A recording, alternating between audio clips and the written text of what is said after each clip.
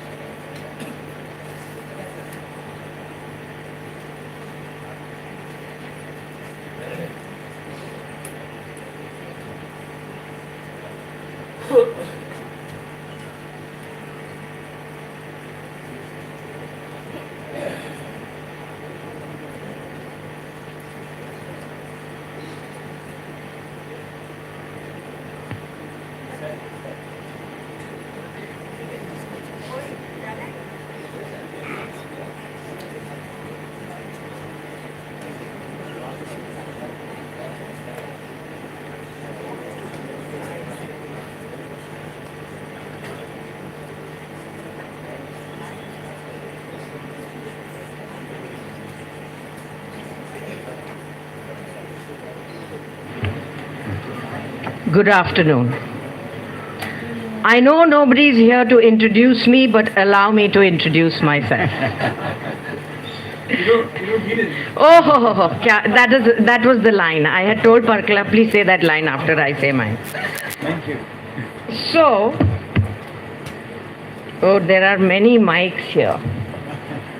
There are several mics here. No, they were there for you also, so don't. Wait, I just need to rearrange this place for myself. Yeah.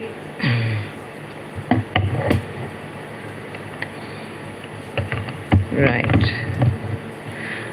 Okay. I think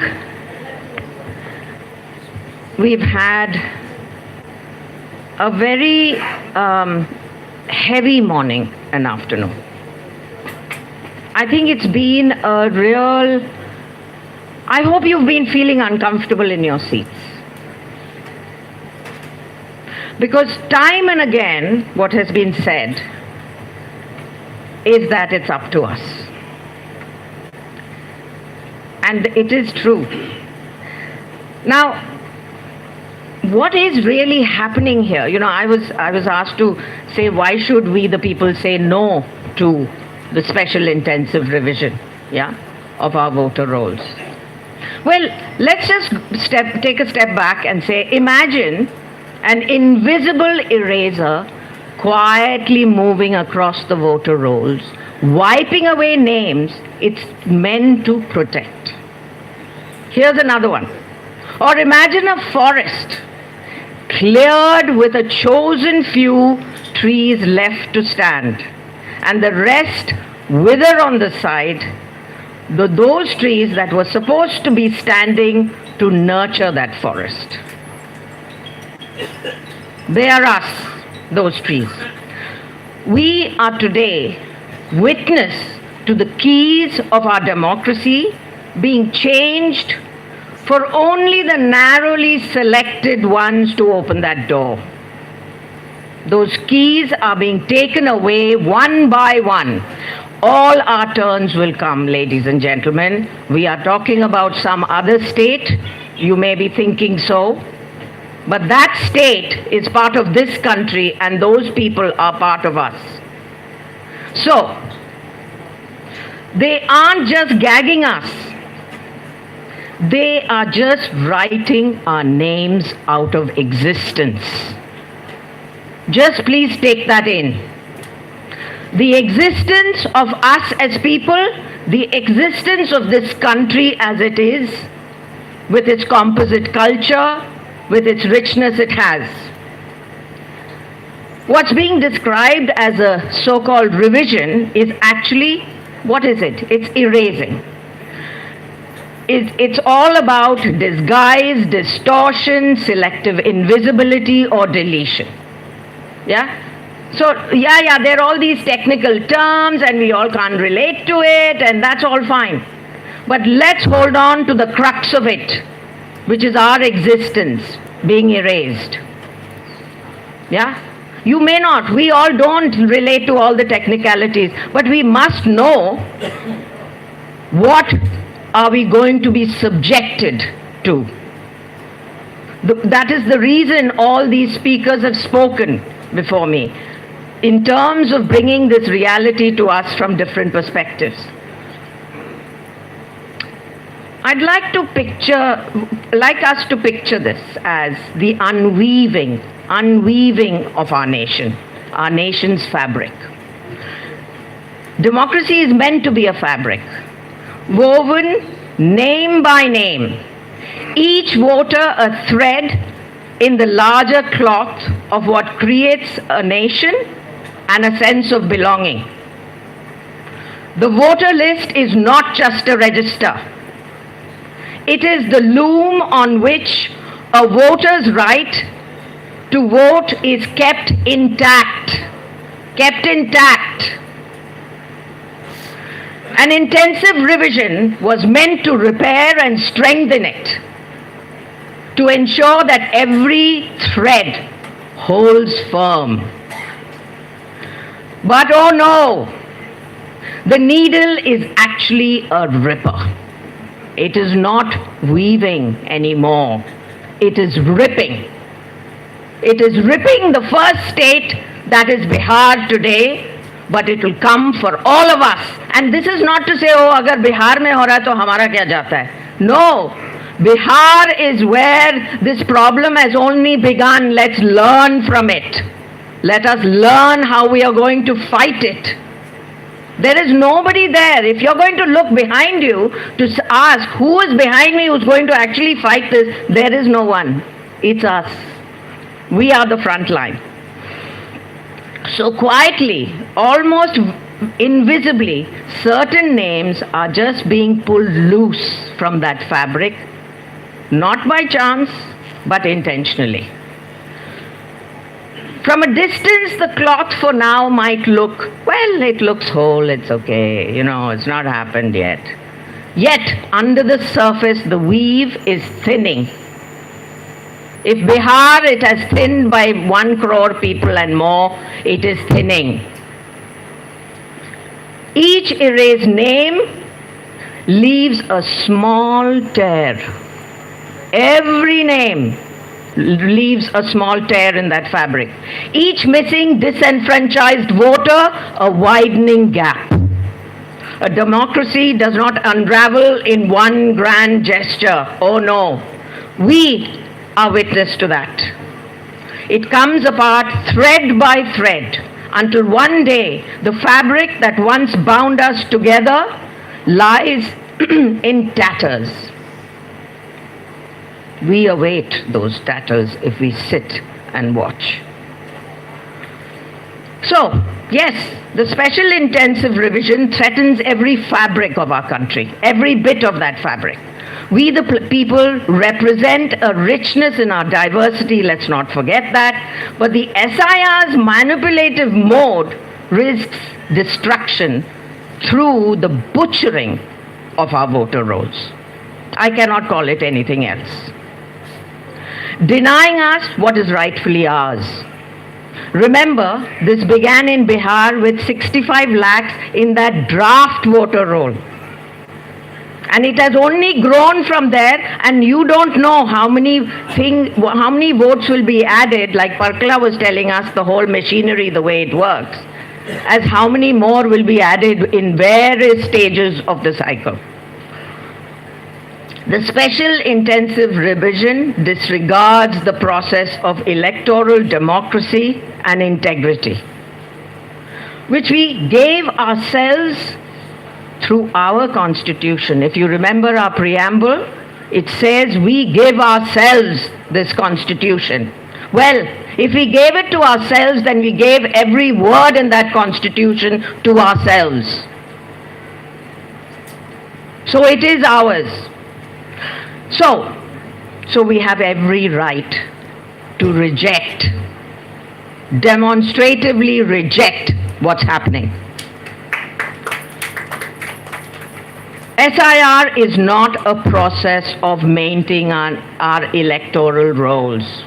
Rather, it destroys the electoral integrity that we expect from the constitutional institution that is in charge. Yes or no? Yes. So SIR, we must be much more shrewd in the way we watch what's going on and how it informs our actions. SIR is only one more tool in the ECI toolkit to manipulate the results of our elections. One more way of adding, subtracting in the counting of votes. This is, I hope, familiar to you. We have done Maharashtra, we have done Haryana, we have done Delhi, right? So let's not forget all this. It's not something new. So, the burden of proof, what has happened through this process is the burden of proof rests on us. This is what has happened in this whole transition, right? We have to prove. What nonsense. Who said we have to prove? Nobody has told us we have to prove. Who is a flawed ECI selected in a flawed way to tell us that we have to prove that we are supposed to be citizens of this country? We have to stand up. Moreover, this SIR, I love the way it is a sir. Have you noticed? It's a sir. Yes, sir. So, moreover, it has never been done before. Never. There is no special intensive revision in the rule book. In spite of what the ECI says, it's never been done before. SIR has been initiated by an election commission that was constituted by a deeply flawed, biased process, and we have seen them in action, so let's not sit and argue about that anymore. That argument is closed. That one's sorted. And the judiciary, well, there was enough said this morning about it, but I just want to remind us. Ambedkar said, the judiciary is the guardian of the Constitution.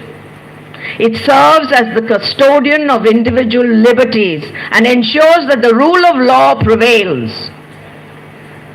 But what?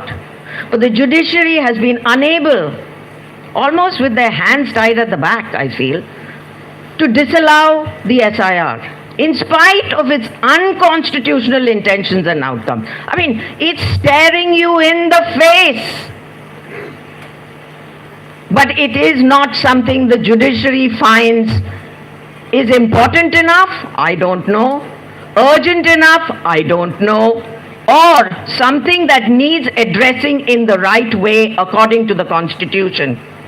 So, let's be clear about a few things so that we can inform how we want to go from here. Who are the primary stakeholders of this democracy and its electoral process? We are. Our voter rolls, our elections, held in our interest with our participation. For the process of democracy to be continued freely and fairly in our name. Are we being treated like the primary stakeholders by the ECI? Well, recent evidence only reconfirms a clear no. We the people gave ourselves this constitution and we now stand here to push back for not working in the interests of the people, we. Are there other actors we should be looking for fulfilling their responsibilities and obligations? Yes, through the process of democracy, yes, the opposition, but more on that later. Why is the ECI behaving? Why is it so concerning the way it's behaving? As part of ensuring elections are held in a free and fair manner, the ECI needs to conduct itself and fulfill its constitutional obligations, but obviously it doesn't. As voters vanish in tens of lakhs, in other words, SIR, from the voters list, a massive breach of trust. Please take this very seriously. Our breach of trust means something. If we were to call out there is a breach of trust from the people of this country, that is serious. And that is because it calls for it, because there has been that much of abuse of the system. As this does not serve our democracy or our constitution. Yeah? So, because they are supposed to work in our interest. There is a complete loss of faith.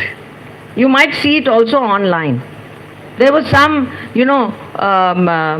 video going around about a press conference, where people were talking about how they were suddenly involved in getting votes cut off or something. In 2 hours, 70,000 people had watched that video. The ground is swelling, people.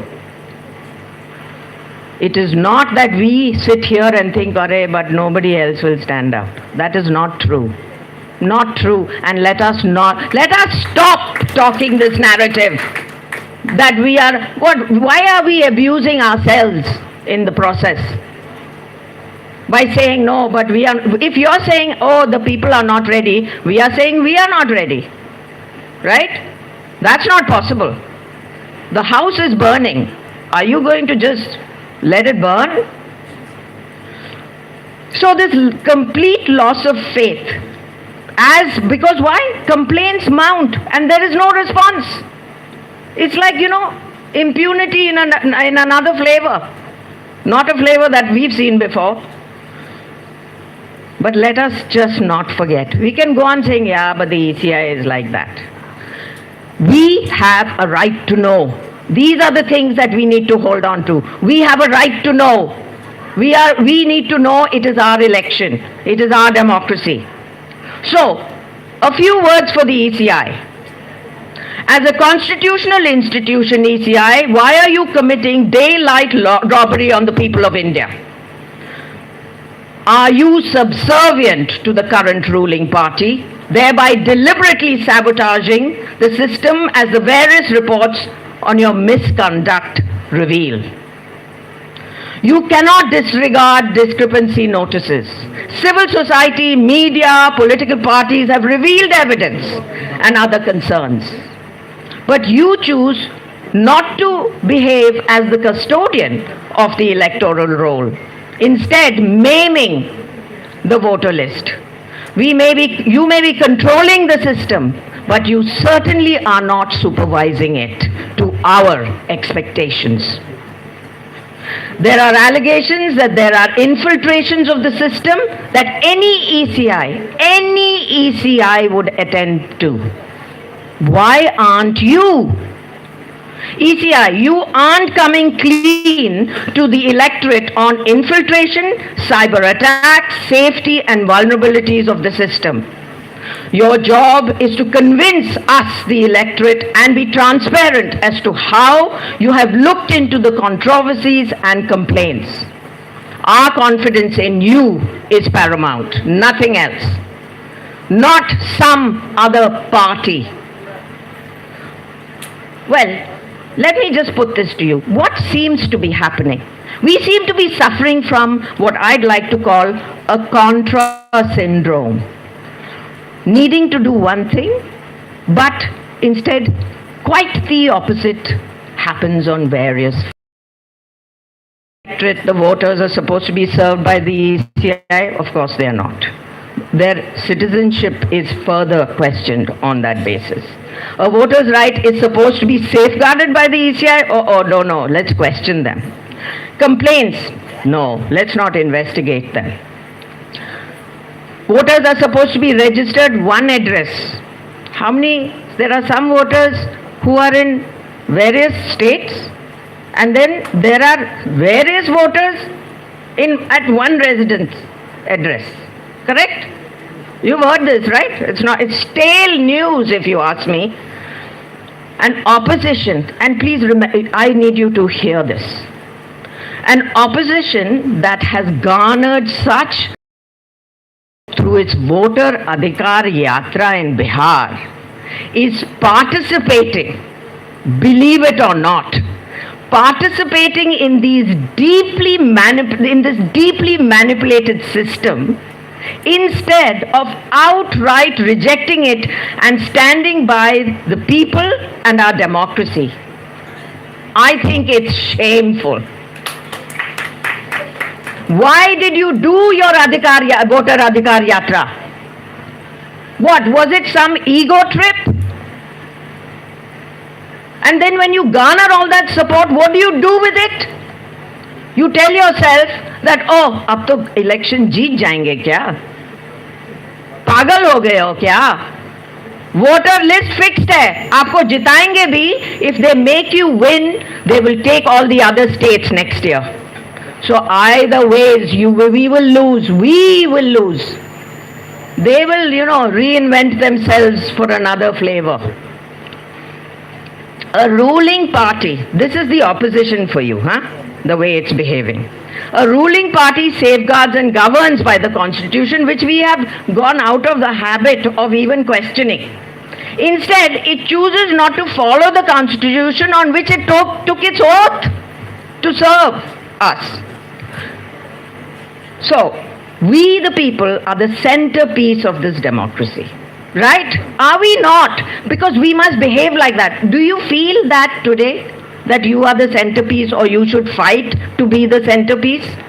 Because we'll have to be. At some point, we will have to come into our own. Instead, because we are in this brain of ours, not brainwashed into thinking we are nobody, we are being eliminated as the primary stakeholders. So that the government, and this is important, the government can continue to rule in our name, but not be responsible for what we desire. No sense of responsibility or obligation. This is where we are going. So, how the ground has shifted by this election commission to favor up one party instead of serving the interests of we the people, the electorate. Now, I'd like to address you directly. History will put us down as the witnesses of this manipulated, managed decline of our democracy, while we resist or not behave as the primary stakeholders. Let this be the time for the sleeping giant to awake. Who is the sleeping giant? Do you have any ideas? Any ideas, people? I don't know who I'm talking about, do you? I need this loud and clear.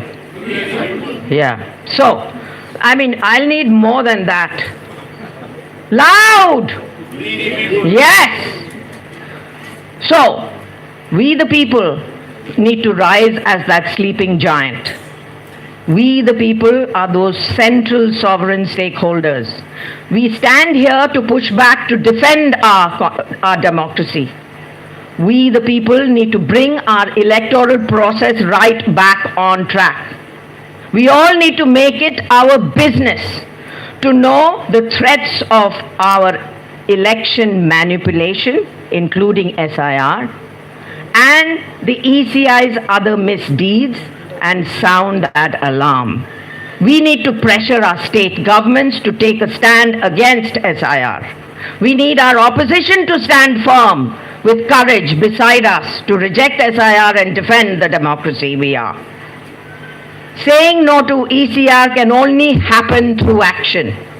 Oh, awaken, sleeping giant, the country needs you. Nationwide, voter roll revision is beginning as we speak. What are we going to do? What needs to be our response is, our stand against SIR is being initiated through, this is the first one, through this Chennai public meeting. There may be other things happening, I am not discounting those. But the Chennai public meeting here is a start to something which can never stop till we attain what is rightfully ours. We must together resolve to bring this country back on its feet as a proud democracy with a rich composite culture. We the people have the highest stake in a free and fair election. Nobody else does. Not even those parties you elect. Not even those leaders you elect. We are the only one who has that stake. So what are we waiting for? Remember, this manipulating system depends on our apathy and indifference, which we have done in loads, in kilos. We have shown our apathy and indifference. Right now, it is tipping point. So out with the apathy, out with the indifference. The threat is palpable. So let's also remember, we are not going to remain a democracy just because one or two states say they are going to be vigilant. That is not going to happen. This is not each state to their own. No. This is a collective fight. And there is no state in this country who should say that we can manage our own. Because there is no own unless it's a collective own, which is called India. As Dr. Balakrishnan said, we are in collective distress. I did feel, when he said it, I literally felt it, that it is collective distress. And it is due to the death of the ECI, unfortunately, the way we know it. Our active citizenry across the country in all states needs to form a broader mass network alliance. And I mean mass. I mean people. I don't mean just organizations and platforms. I mean people to people. We have to join hands to remind ourselves we are not subjects, but the citizenry of this proud country, and to come into our own to be that electorate we deserve. A social audit of the electoral rolls, as Mr. Devasayam said, and to take it to the panchayat level is where we need to go, with direct voter involvement. Only then we will allow the SIR to take place. We must put this as a condition that we will not have an SIR in any of our states unless there is a social audit that we will do in our states with our panchayats. There must be conditions on which the SIR is taken forward in every state. We cannot allow them to just roll over us and walk all over us. Let's not forget, our tax-paying money is being used to build a manipulating and manipulated election system in our name. Every GST, 5%, 12%, 18%, plus income tax, whatever you do, you're paying for this. It's your bill.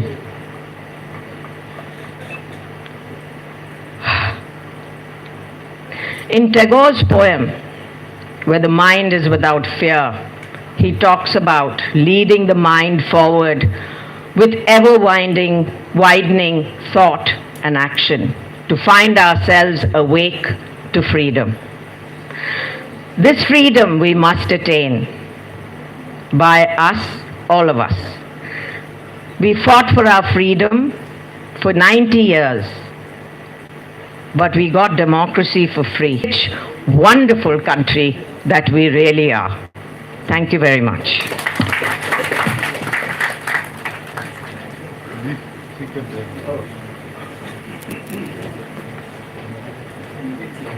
I request Father Kulandai Swami to please come to the stage. Father Kulandai. உங்களதான் வாங்க ஸ்டேஜுக்கு. I request the Member of Parliament from CPIM, Dindigul constituency, Comrade Sachidanandam, to please come to the stage.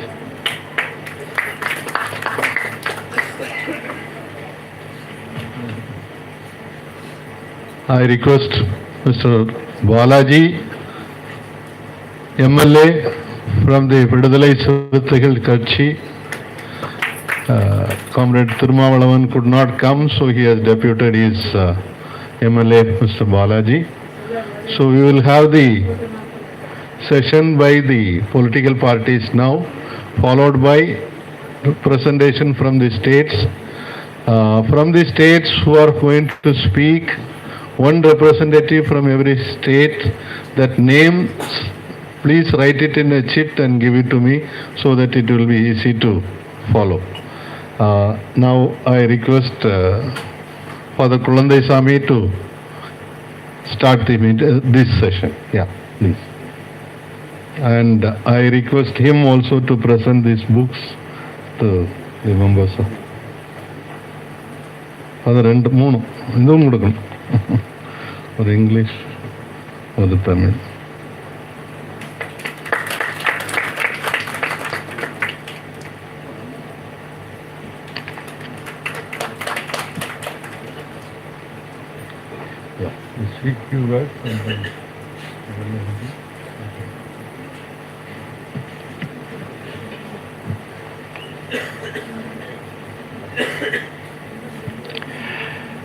Dear friends, this is a precious moment that we are come together and take a resolution, as Tara was very beautifully articulated, that we need to take a resolution to the grassroots level. So where we can fight, where we can change the democratic system that today we practice or manipulated by the rulers. So this is a time. So this is an occasion where our two, the people's representatives are here. So they will really take this particular thing to the people, and they will also talk to the political parties, as Pagala Prabhakar very clearly said that. So we need to talk to the politicians. So now they are here. So they will speak on behalf of us, and we also should speak. So we are the agents of this democracy. We are the people who should defend the democracy here. So we know that we will manipulate, or we never allow people to be manipulated. That's what we need to do that. So therefore, here I am here to invite the MP, Member of Parliament, Sachidanandam here. See, he will address us. Please come.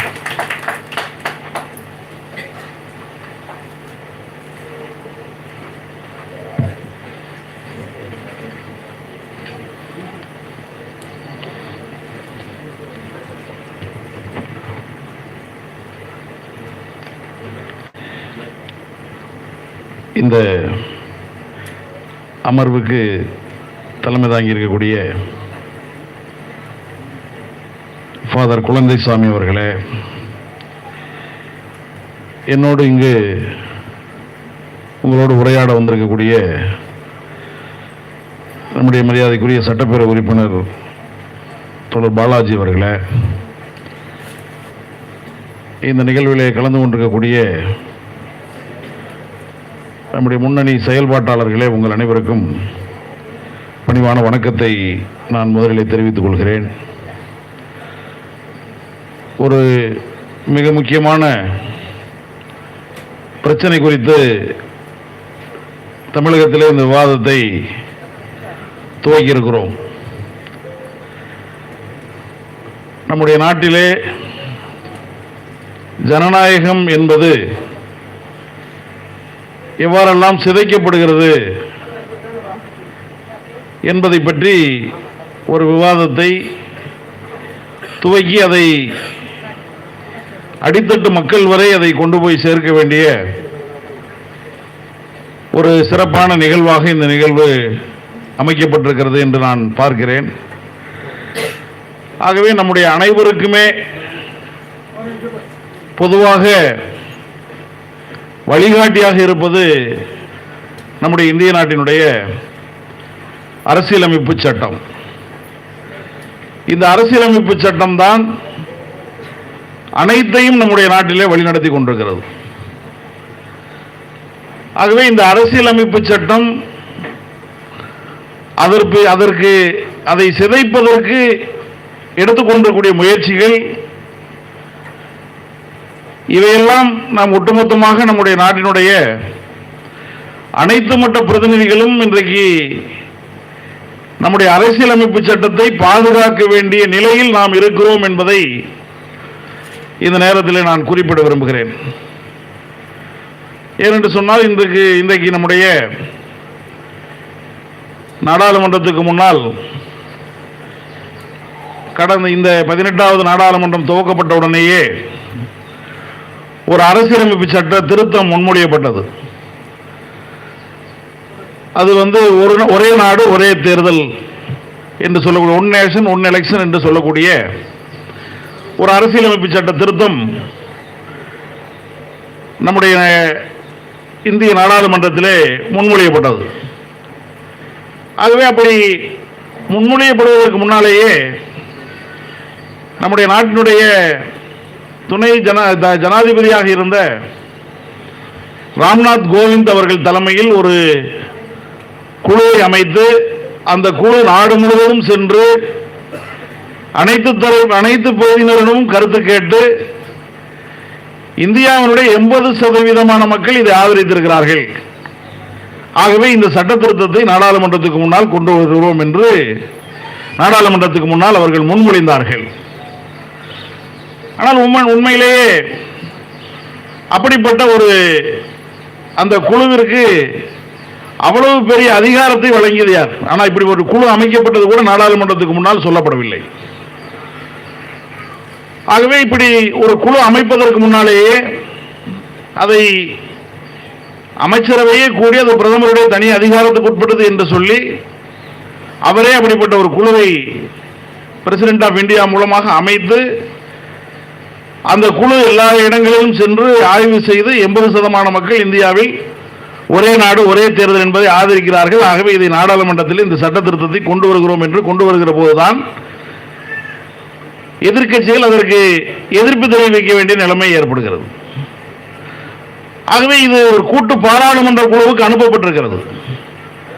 இந்த கூட்டு பாராளுமன்ற குழுவையும் யார் தீர்மானிக்கிறார்கள் என்று சொன்னால் ஆளும் கட்சியை சார்ந்தவர்கள், சபாநாயகர் அதற்கு அதிகாரத்துக்கு உட்பட்டவராக இருந்தாலும் கூட அந்த கூட்டு பாராளுமன்ற குழுவும் பெரும்பான்மை இந்த சட்ட திருத்தத்திற்கு ஆதரவாக இருக்கக்கூடியவர்களை கொண்ட ஒரு கூட்டு பாராளுமன்ற குழுவாக அமைக்கப்படுகிறது.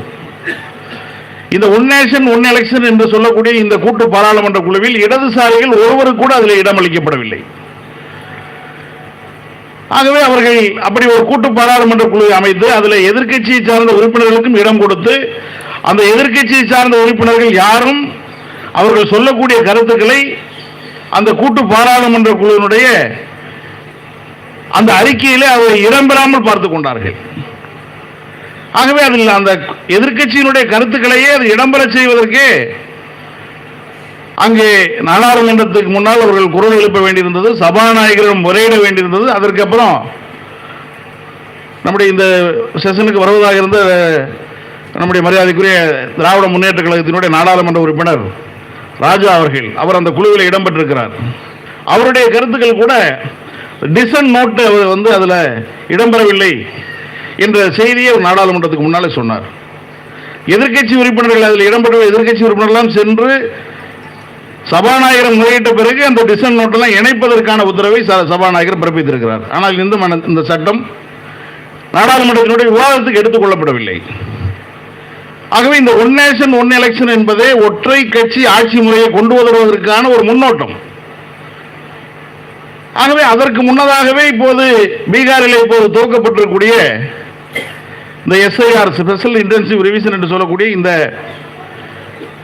வாக்காளர் சிறப்பு முறை திருத்த அந்த நடவடிக்கையை இப்ப துவக்கி விட்டார்கள். ஆகவே இந்த நடவடிக்கை என்பது பொதுவாக தேர்தல் ஆணையத்தின் மீது மக்களுக்கு இருந்த கொஞ்ச நெஞ்ச நம்பிக்கையும் அது தகர்த்து விட்டது.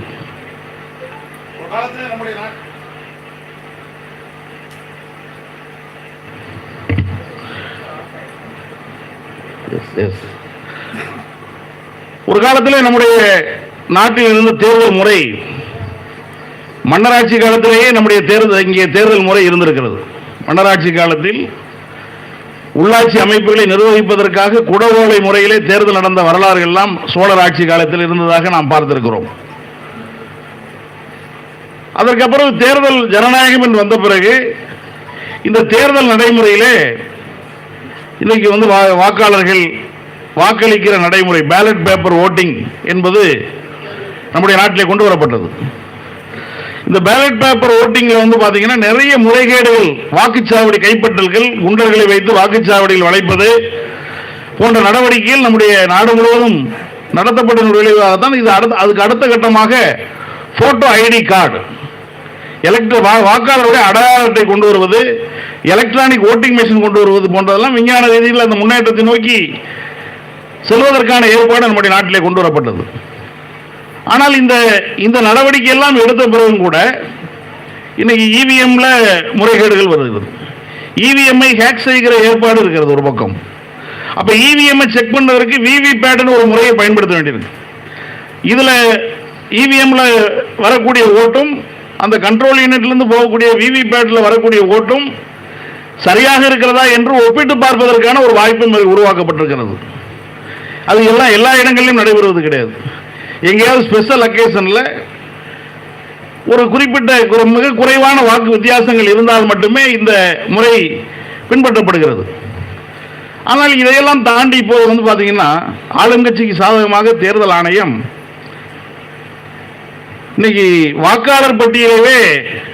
வாக்காளர்களவே நீக்குகிற அந்த நடைமுறையை இன்றைக்கு துவக்கி இருக்கிறார்கள். அதற்கு என்னென்ன யுத்திகளை பின்பற்ற முடியுமோ அத்தனை யுத்திகளையும் பின்பற்றுகிறார்கள். ஆகவே இது வந்து எங்க போய் நிக்குதுன்னா, நீங்க வந்து ஐடி ப்ரூஃப் எது, இப்ப நீங்க ஆதாரத்தை ஐடியாக பயன்படுத்த முடியாது. தேர்தல் ஆணையமே கொடுத்திருக்கக்கூடிய ஓட்டர் ஐடி கார்டை பயன்படுத்த முடியாது. எல்லா குடும்பமும் இன்றைக்கு தமிழ் மாநில அரசாங்கங்களிடம் இன்றைக்கு உணவு தானிய பொருட்கள் உட்பட பெற்றுக்கொண்டிருக்கக்கூடிய குடும்ப அட்டையும் ஆதாரமாக பயன்படுத்தக்கூடாது. அப்படி என்று சொன்னால் இன்னைக்கு வந்து சாதாரணமாக ஐடி ப்ரூஃப் யாரிடமெல்லாம் இருக்குமோ இந்த ஐடி ப்ரூஃப் எல்லாம் ஏற்றுக்கொள்ள மாட்டோம் என்று சொல்லுவதே பெரும்பான்மையான வாக்காளர் பட்டியலில் வந்து நீக்குவது என்பதுதான் அவருடைய நோக்கமாக இருக்கிறது. ஆகவே அதற்கு நீங்க வந்து பாத்தீங்கன்னா நீங்க பாஸ்போர்ட், நீங்க வந்து குடியுரிமை சான்று வேண்டும் என்று சொல்லுகிறார்கள். குடியுரிமை சான்று யாருக்கெல்லாம் இருக்கு? இப்ப நான் வந்து மெம்பர் ஆஃப் பார்லிமெண்ட், எனக்கு வந்து பாஸ்போர்ட் கிடையாது, இது வரைக்கும் இல்லை, நான் பாஸ்போர்ட் வாங்கல. என்னுடைய குடியுரிமை ஆவணம்ங்கிறது என்னுடைய ரேஷன் கார்டு, என்னுடைய ஆதார் அட்டை, ஓட்டர் ஐடி, இதுதான் என்னுடைய இந்த குடியுரிமை வைத்துத்தான் நான் தேர்தலில் போட்டியிட்டிருக்கிறேன், மக்களால் தேர்வு செய்யப்பட்டிருக்கிறேன், வெற்றி பெற்றிருக்கிறேன். ஆனால் இனி வாக்காளராக இடம்பெற வேண்டும் என்று சொன்னால் அவர்களுக்கு அதுக்கு என்ன காரணம் சொல்றாங்கன்னா, நீங்க வந்து இவங்க அதாவது வெளி நாடுகளில் வந்து இன்னைக்கு சட்டவிரோத குடியேற்றம் செய்தவர்கள் அவர்களெல்லாம் இந்தியாவினுடைய வாக்காளர்களாக மாறிவிட்டார்கள். ஆகவே அவர்களை வெளியேற்றுவதற்காக இந்த சிறப்பு முறை சீர்திருத்தம் என்று சொல்லுகிறார்கள். ஆகவே யாரு சட்டவிரோத குடியேறிகள் என்பதை எப்படி தீர்மானிப்பதுன்னு கேட்டா, நீங்க வந்து அதுக்கு வேணா இயர் பேசிஸ் எல்லாம் வேற சொல்லிட்டாங்க. ஜூலை 1, 1987 முன்னால் பிறந்திருந்தால் அவருடைய பிறப்பு குறித்த சான்றை சமர்ப்பித்தால் போதும். 87 இருந்து டிசம்பர் 2 வரைக்கும் பிறந்திருந்தால் அவருடைய பெற்றோர் ஒருவருடைய சான்றை சமர்ப்பிக்க வேண்டும், பிறப்பிடம் சம்பந்தமான சான்றை. அதுக்கப்புறம் டிசம்பர் 2004க்கு பிறகு பிறந்திருந்தால் 2 பெற்றோருடைய சான்றையும் சமர்ப்பிக்க வேண்டும். இதெல்லாம் யாரால ப்ரொடியூஸ் பண்ண முடியும்? யாரால இந்த ஆவணங்களை எல்லாம் கொடுத்து புதுப்பிக்க முடியும்? அதுவும் ஒரு குறித்த காலத்திற்குள் நீங்க வந்து ஒரு ஃபார்ம் வந்து பூத் லெவல் ஆபீசர்ஸ் சொல்லக்கூடியவர்கள் எல்லா வாக்காளரையும் வீடு வீடாக நேரடியாக சந்தித்து அந்த படிவத்தை கொடுக்க வேண்டும். அவருடைய ஆவணத்தோடு அதை பெற்று போர்ட்டல்ல அப்லோட் பண்ணணும். போர்ட்டல் அந்த ஐடி ப்ரூஃபை ஏற்றுக்கிட்டா தான் ஒரு வாக்காளராக இருக்க முடியும். அப்படின்னா நீங்க வாக்காளர்களை திட்டமிட்டு நீக்குவதற்கான ஏற்பாடை செய்து கொண்டிருக்கிறார்கள். இது பீகாரில் மட்டுமல்ல, தமிழ்நாட்டிலும் துவங்கும் என்று இன்றைக்கு election officers meeting, district election officers meeting நடத்தி முடிச்சாச்சு. தமிழ்நாட்டில் துவங்க போகுது. தமிழ்நாட்டில் 2026 நடைபெறக்கூடிய தேர்தல், கேரளாவில் 2026 நடைபெறக்கூடிய தேர்தல், மேற்கு வங்காளத்தில் நடைபெறக்கூடிய தேர்தல், இவை அனைத்துமே எஸ்ஐஆருக்கு பிறகுதான் நடைபெறும். ஆகவே நம்முடைய வாக்களிக்கும் உரிமையை பறிக்கிற இந்த நடவடிக்கையை தேர்தல் ஆணையம் என்ற பெயரிலே இவர்கள் இன்றைக்கு வாக்காளர்கள் மீது தொடுக்கக்கூடிய வன்முறை என்றுதான் அதை சொல்ல முடியும். வாக்காளர்களை வாக்குரிமை பறிக்கிறதுங்கிறது அது அரசியலமைப்பு சட்டப்படி ஒரு இந்தியாவினுடைய வயது வந்த 18 வயதானவர்களுக்கான வாக்குரிமை பறிப்பதற்கு யாருக்குமே அதிகாரம் கிடையாது. ஆனால் நம்முடைய தேர்தல் ஆணையத்துக்கு அப்படிப்பட்ட ஒரு சிறப்பு அதிகாரம் அவர்களாகவே உருவாக்கி கொண்டிருக்கிறார்கள். ஆகவே இதை எதிர்த்து ஒரு மிகப்பெரிய இயக்கத்தை நாம் நடத்த வேண்டிய தேவை இருக்கிறது. இயக்கம்னா இது என்னன்னா ஒரு சில அமைப்புகள் கூடி நடத்துவதல்ல, எதிர்க்கட்சிகள் கூடி நடத்துவதல்ல, மக்கள் இயக்கமாக இவை மாற வேண்டும். நீங்க இந்த ஓட்டர்ஸ் ரிவிஷன் வருகிற போது இதை பற்றி மக்களுக்கு விழிப்புணர்வு ஏற்படுத்தணும். இது எவ்வளவு முக்கியமானது என்பதை பற்றி வாக்காளர் பட்டியலில் தன்னுடைய பெயர் ஏன் இடம்பெற வேண்டும் என்பதை பற்றி மக்களுக்கு விழிப்புணர்வு ஏற்படுத்த வேண்டிய தேவை இருக்கிறது. இன்னும் சொல்ல போனால் இந்த வாக்காளர்களுக்கு நாம் இது குறித்து ஏற்படுத்தக்கூடிய அந்த ஒரு இயக்கம் என்பதை நம் கட்டாயமாக நடத்தியாக வேண்டியிருக்கிறது. வாக்காளர் வரைக்கும் அதை அடித்தட்டு வரைக்கும் அதை கொண்டு போய் சேர்க்க வேண்டிய தேவை நமக்கு முன்னால் இருக்கு. அது அரசியல் இயக்கங்களுக்கும் அந்த பொறுப்பு இருக்கிறது. நீங்க பூத் லெவல் ஏஜென்ட்ஸ் அரசியல் இயக்கங்கள் தேர்தலில் போட்டியிடக்கூடிய எல்லா இயக்கங்களும் பூத் லெவல் ஏஜென்ட்ஸ் போடலாம். எல்லா பூத்திலையும் எல்லா அரசியல் கட்சிகளுக்கும், பெரிய அரசியல் கட்சிகளை தவிர மற்ற எல்லா கட்சிகளுக்கும் எல்லா பூத்திலையும் ஆள் இருக்காது. ஆகவே ஒரு பிரதான அரசியல் கட்சிகள் தான் அதிலும் கூட இடம்பெற முடியும். ஆகவே இது குறித்து பூத் லெவல் ஏஜென்ட்ஸுக்கு உள்ள அதிகாரத்தையும் இவர்கள் பறித்திருக்கிறார்கள். இவங்களுடைய பரிந்துரை இல்லாமலேயே நீக்கம் செய்வது, இவருடைய கருத்தை கேட்கலாமே. இது இவ்வளவு பெரிய ஸ்பெஷல் இன்டென்சிவ் ரிவிஷன் என்பதை கொண்டு வருவதற்கு முன்னால் எந்த ஒரு அரசியல் கட்சியும் கலந்து ஆலோசிக்கவில்லை. ஆகவே தேர்தல் ஆணையத்திற்கு அப்படிப்பட்ட ஒரு சிறப்பு அதிகாரத்தை அவர்களாகவே உருவாக்கி கொண்டிருக்கிறார்கள். ஆகவே இதை பற்றியான ஒரு பெரிய விழிப்புணர்வை நம்முடைய மக்கள் மத்தியிலே உருவாக்க வேண்டிய தேவை நமக்கு முன்னால் இருக்கிறது.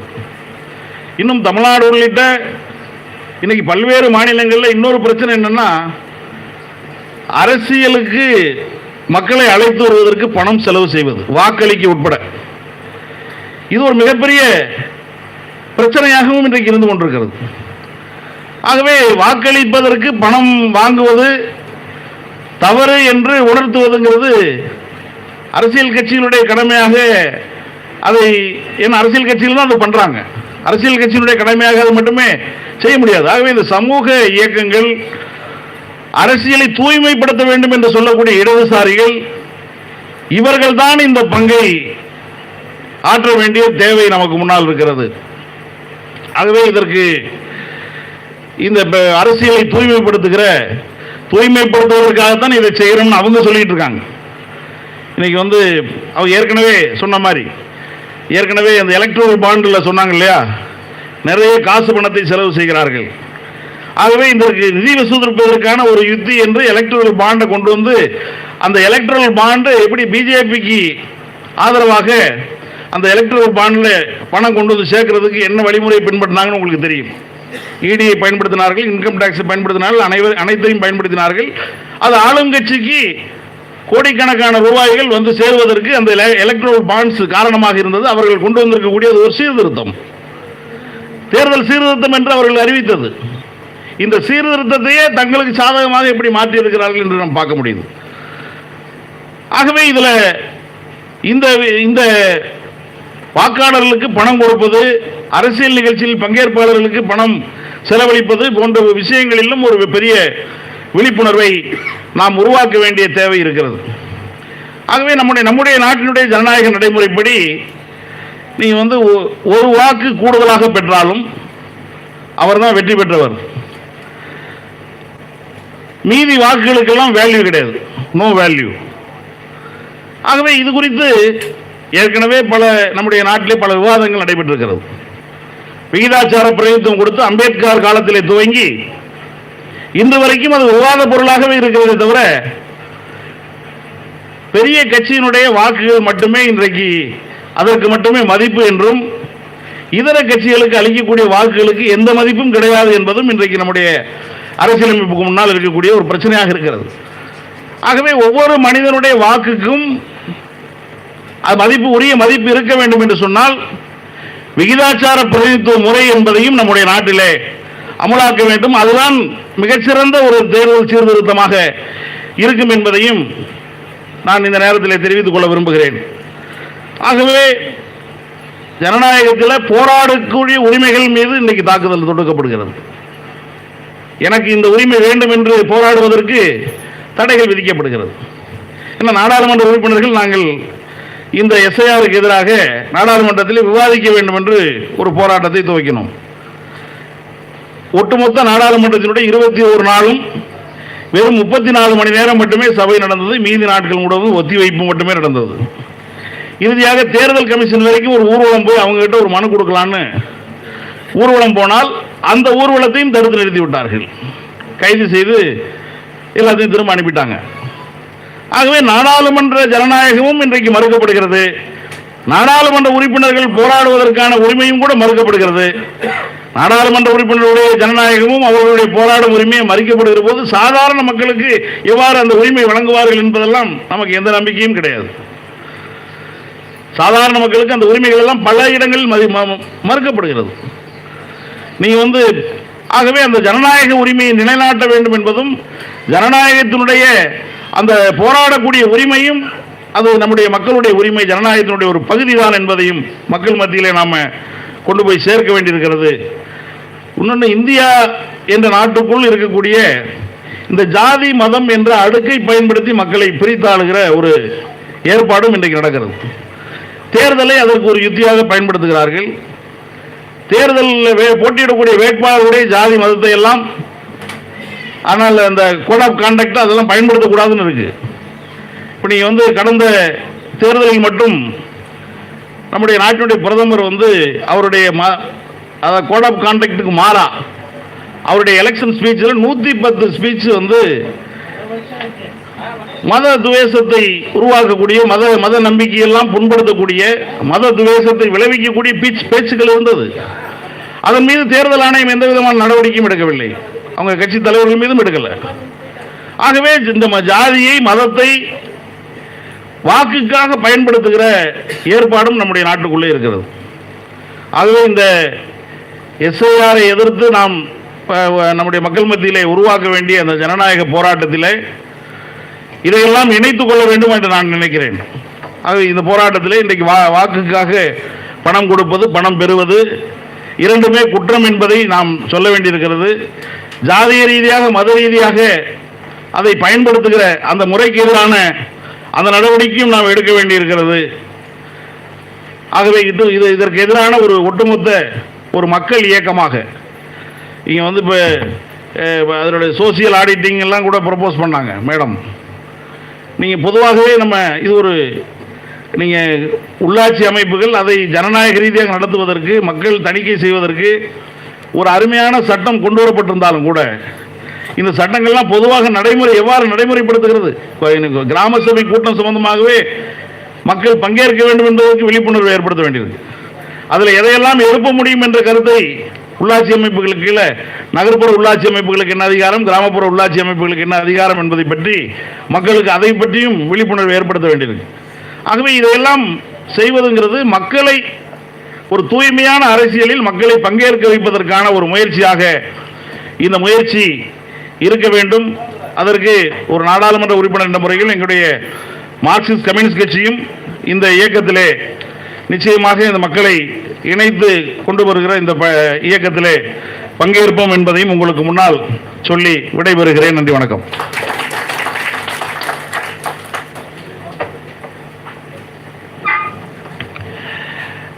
I asked a question to the audience. Do you need any translation into English or it's okay?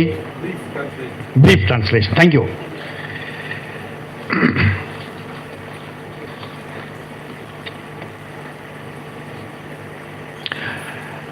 So MD was so happy to participate in this well-organized meeting here, and they defend the Constitution. So main purpose of gathering here is to defend the Constitution, because when they brought an amendment on one nation, one election, it was not consulted in the Parliament, and all of a sudden it was introduced, and then it came to the Parliament, and it went to the joint parliamentary committee, in which no representatives from the leftist party and other opposite parties. So now only DMK MP or Rasa is the member of that particular party. And even his words are not heard about it. Then they introduce a SIR. So again, this is who gave the authority or power to Election Commission of India to do this, take away the right to vote. It is the greatest assault on the right to vote. So who gave this power to this particular committee to do this? So that's what I was trying to say that. So that also this particular program, this SIR, will be introduced in Tamil Nadu, Kerala, West Bengal, and other parts of the world. So it is not going to stop. So therefore, it is our responsibility that we need to bring an awareness to the people to fight against this particular system called SIR. So that's what we need to do that. So therefore, he is recommending that's a percentage voting system. So that we need to also promote this particular thing so that everybody has a representative. So that's what we are trying to say that. So therefore, it is our duty to preserve, protect, promote the democratic rights. So in whatever the manners it may be, we should protect and promote this democratic rights. So therefore, people, they say today the politics is being used for caste and religion, and with which they are able to divide the people. So politics and the election is very much is used for this particular thing. Therefore, it is our duty to bring the people for clean politics. So in which they should be trained and we should fight. So this is what the talk that I has given. So thank you. Next, I call upon the member of Legislative Assembly, Mr. Balaji, to address us.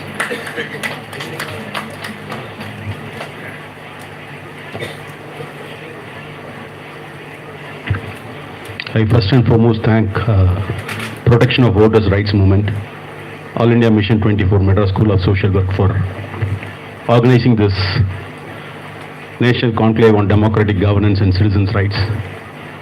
This is indeed high time that we ring the alarm bell, particularly with regard to the SIR. And you all would have been posted with the news yesterday that the Election Commission has filed an affidavit with the High Court of Chennai, Madras, stating that soon the SIR operations will be initiated in Tamil Nadu. And I'm also happy that I'm able to participate in this conclave. And thanks to my party leader, Honorable Member of Parliament, A. Chittamudar, and the organizers for this opportunity. The subject on which I'm supposed to discuss or address with you is, why should we the people say no to the special intensive revision of our voter rolls? If you ask me, should there be a revision with regard to the electoral rolls, I would say yes. But at the same time, then why we say no to this SIR? It is because we have been talking about electoral reforms for more than decades. And the Election Commission has been implementing many changes or many ways and means of conducting the elections. But every time it comes up with an idea or with an arrangement with regard to the conduct of elections, they say one thing and it turns out to be another thing. Our Member of Parliament, when he was speaking, he was talking about the way which elections used to happen. Earlier, say before 2 or 3 decades, because I am now 53 years old, but I have been into this electoral process or elections right from my 10 years. I have been a person who used to write the booth slips. Now the slips are being given by the Election Commission to the voters. But those days we used to get the electoral roll from the Election Commission or the people who are in charge of the elections, conducting elections, and we used to write the slips. We used to write the slips and we used to distribute to the each and every voter. Then at the same time, the revision of electoral roll was done by political party workers, and I would like to mention one thing very specifically. With regard to the election process and the way how the elections are being conducted and the knowledge about the elections, the method of elections, I would proudly say the political parties and people in Tamil Nadu, they are well versed with the electoral process, be it the old process or even now the electronic voting machine. I would like to mention just a single thing which still holds good, that elections in Tamil Nadu are not tamperable, or they can't tamper the electoral process in Tamil Nadu, for the single reason that the political parties here are well aware of the system. When an election is going to be conducted in a state, they bring in all the EVMs to that particular state, say a month or 45 days before the elections are going to be conducted. And then they have a process called sealing the EVMs. While they are going to seal the EVMs, they call all the recognized political party representatives to the place where the EVMs for the particular constituency are kept. And they are allowed to check each and every EVM. And after they finish checking the EVM, they put up a seal called pink paper seal. This pink paper seal is very, very vital with regard to the entire election process. And this pink paper seal, if it is correctly monitored and seen to that it is not tampered, you can ensure that the EVM is not tampered. So in Tamil Nadu, what last elections, what we did in which election I contested, say there are about 300 booths in a particular constituency, the election commission allots about 500 EVMs to that particular constituency. We had 25 people who are exclusively advocates for each constituency. These 25 advocates were assigned 20 machines each. So they went and did the mock poll. Then while the pink paper seal was being kept, these advocates signed in that, they had their signature on the pink paper seal. And when this was verified or counter checked was, after the entire process was over, that is, these EVMs would be dispatched from this place to the concerned electoral booths. Then in the concerned electoral booths, the polling would happen. Then after the polling is over, they'll seal it. Then from that place, they'll take it to the place where the votes are going to be counted. And there they are going to keep it in the strong room. Then after 10 or 15 days, when the counting is going to start, that time they'll again break open the seal of the strong room. And then they pull out this EVM. And then they'll again bring it to the table where the counting is going to happen. And now at this juncture, what we did was, we gave each and every agent who went for counting the specimen signature of these 25 advocates. So any agent, when a box is going to come, on EVM is going to come, the first thing he would do was, he would check the pink paper seal. He will see whether any of the signature matches with the 25 advocate signature. If it is going to match, then it is confirmed that this machine has been checked. So why I am trying to say this is, the way elections are being conducted, it is not that all over the country people are well aware of the electoral process or the EVM, the way the EVM functions, or for that matter even the VVPAT. And our MP had said that VVPAT only in cases where there is some dispute is arising, it is counted. It is not done like that. I would like to put the way it is being done. For example, in Tamil Nadu, the assembly constituency, they check 5 VVPATs. And how these 5 VVPATs are checked, it's really a mockery of the electoral process. These machines, the VVPATs, the 5 VVPATs are chosen by the election returning officer.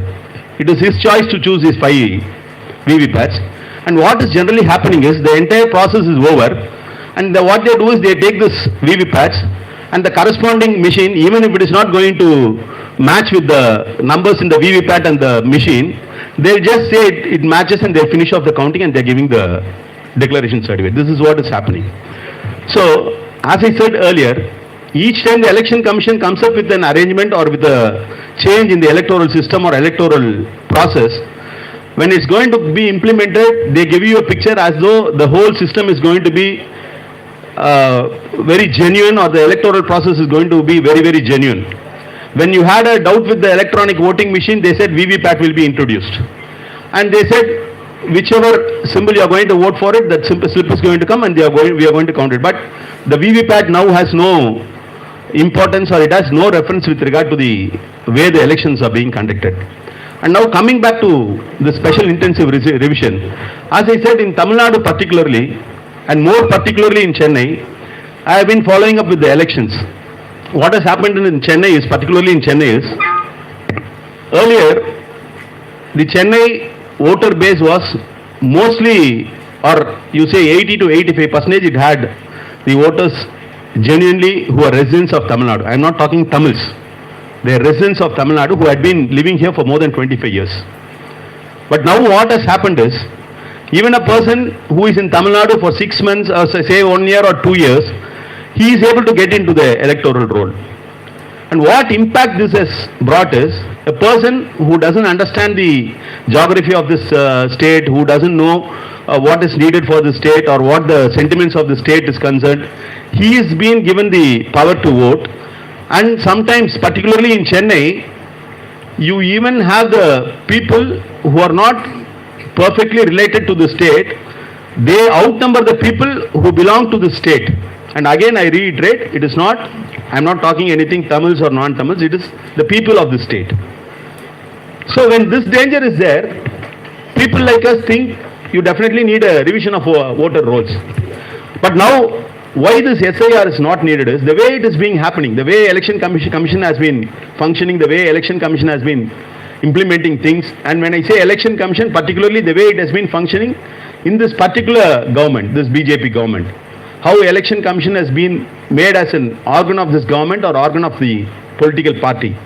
So at this juncture, it is very, very important that this SIR, it is not just a threat to the political parties' fortunes. It is a big threat to the democracy. This democracy lies in the single tagline that one man, one vote, and that one man, one vote is immaterial or invariably, whoever it is, whatever position he is, his value is one with regard to the voting pattern is concerned. Now even that voting right is going to be taken away from the ordinary man or the common man. When this is going to happen, this is going to be a very, very big attack on the democracy, and that is the reason we are all against the implementation of SIR, particularly at this juncture. SIR would definitely earmark, or it will take away the rights of the people whom they want to take away. So instead of being one man, one vote, their man or their person will be having vote, and whomever they think they are not their person, that person will be losing their vote. So this is the main reason that we are opposing the SIR. And as far as our party is concerned, the Vidudalai Sitthaigal Katchi is concerned, our political party's leader, Honorable Member of Parliament, H. Thammular Thol Thirumavalavan, he was the very strong person who had batted against this EVM, and particularly even the recently concluded the parliament elections. We had a drive throughout the state. We had taken a propaganda to the people that we need the old system of ballot sheet and not this EVM, and we had explained to the people why we don't need this EVM. As you all know, when we talk about convenience with technology, any technology is prone to attack. Technology is when the technology is going to improve, the ways and means of tampering it also improves and makes easier. Earlier, looting a bank was a physical task. It needed much of physical labor. But now, taking away your money from a bank, it's just you're going to sit in a place and you're going to do it, tamper it with your technology. So likewise, even this EVM, we had issues with this this electoral process. As our MP had said, you had booth capturing, you had many issues, but they were all clearly evident and you could see it. If there's a incident where the booth capturing is happening, you at least know that booth capturing has taken place. But you don't know now whether your vote had been cast to the party or the candidate for whom you cast. What is the guarantee that the vote has gone to that particular candidate is a big myth now. You're not sure. So the election commissions, this particular SIR, they have done whatever they wanted in Bihar and West Bengal. Now they are trying to do this, particularly in the southern states. Their only intention is not to actually have a free and fair electoral process, but they want to manipulate, they want to tamper the process. And one thing I need to mention and thank people like our Prabhakar sir. We are all from a political party and political organization, and we come out and we exercise our duties, or we do certain programs to save democracy. But it is really appreciable that people like him have come out as a single person. He may be a single person, but he has garnered the entire nation's attraction towards him and support towards him by speaking what is true, particularly in context with the 2024 elections. He was a very vital person. The India bloc alone didn't stop the BJP's complete victory, which they planned with their ways and means. It was people like Prabhakar Rao who had stopped that. So even now, we have faith that people like him would support this and stop the Election Commission of India's SIR activity, so that the democracy of this country would be preserved. And to be precise, the SIR which the Election Commission has proposed now is definitely against the welfare of the people, or even against the democracy. And for this single reason, though we feel that revision is a must, and it is a general process. Every time the elections are going to be conducted, you definitely need a revision.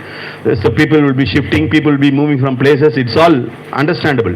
But this special revision, special intensive revision, SIR, is highly against the welfare of the people and welfare of the democracy. And in that context, we severely condemn this, and we are against this SIR. And I would like to give an open call. It is not just we are going to have meetings in halls and having people who know about certain things, practices which are happening in the electoral system. We need to take it to the masses and take it to the people, because the people need to understand SIR is not against any particular party or against any particular leader. The SIR is against their democratic right, and it is against their right to vote. This has to be taken to the people, and in that mission we have already started it, and we would be expecting people like you, and we are also ready to support people like you who are going to take up this. I thank you very much.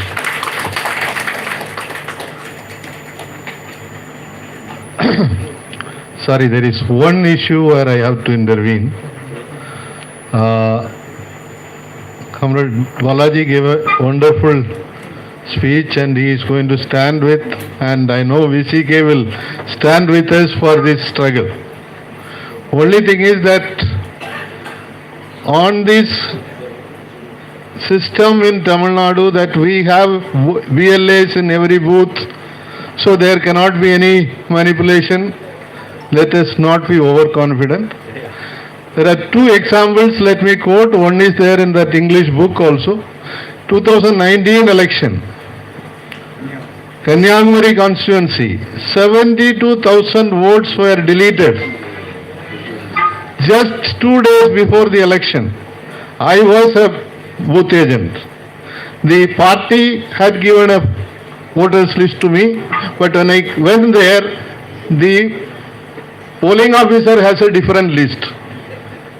List was changed, and people complained. We complained to the Election Commission, but luckily Congress candidate won with a good margin. After that, nobody raised it. That's one. Second, in the last election, 2024, Dr. Parakala Prabhakar has quoted in different meetings in his articles, Vote for Democracy has brought out a detailed report in which Tamil Nadu, after the declaration of number of votes polled, percentage of votes polled, on the counting day, the percentage went by 7.2%. And BJP's vote share went from 3% to 11%. Luckily, all 40 constituencies were won by the DMK alliance. Because of that, after that, nobody bothered about the 17C or how this number went up, nobody bothered. So there is possibility in Tamil Nadu also for all these kind of manipulations. I have been a booth agent, counting agent, just to study this process. So my only appeal is I will also meet the leader Comrade Tolputrama Valavan. We have been talking, sir has been talking, I had been talking to the DMK with Mr. A. Raja MP, explaining what is possible in Tamil Nadu also. So, thank you very much, but I just wanted to make this appeal to you. Thank you. Father, please.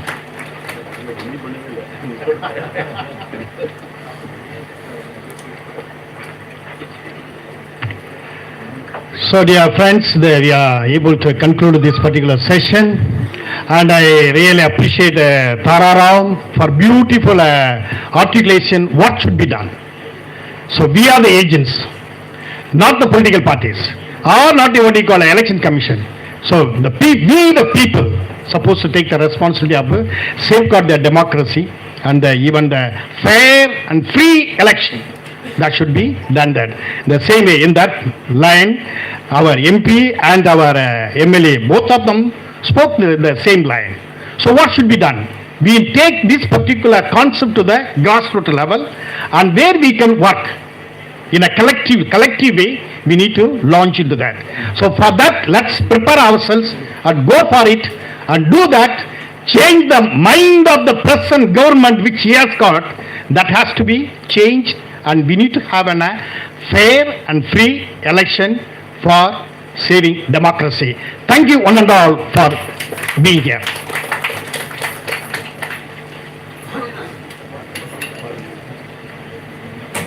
Raji, be there only. It's your way forward session.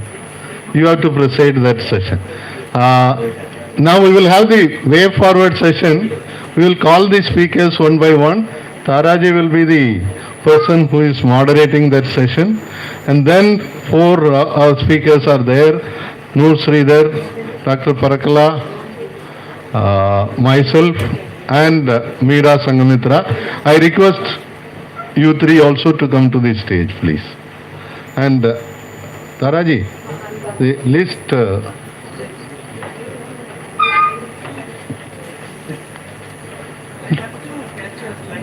Yeah, I will call you first. Okay. Please, Meera, Noor, Dr. Parakala, please come to the stage.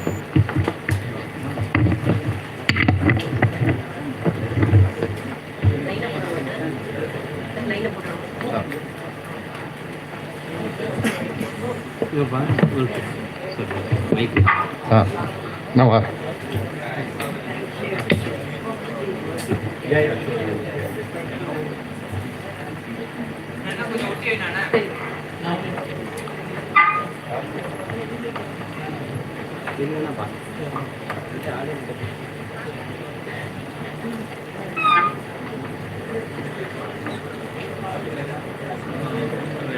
first I request Shama Iyer from Maharashtra to speak. 3 minutes. Please restrict your time so that we can, there are many speakers.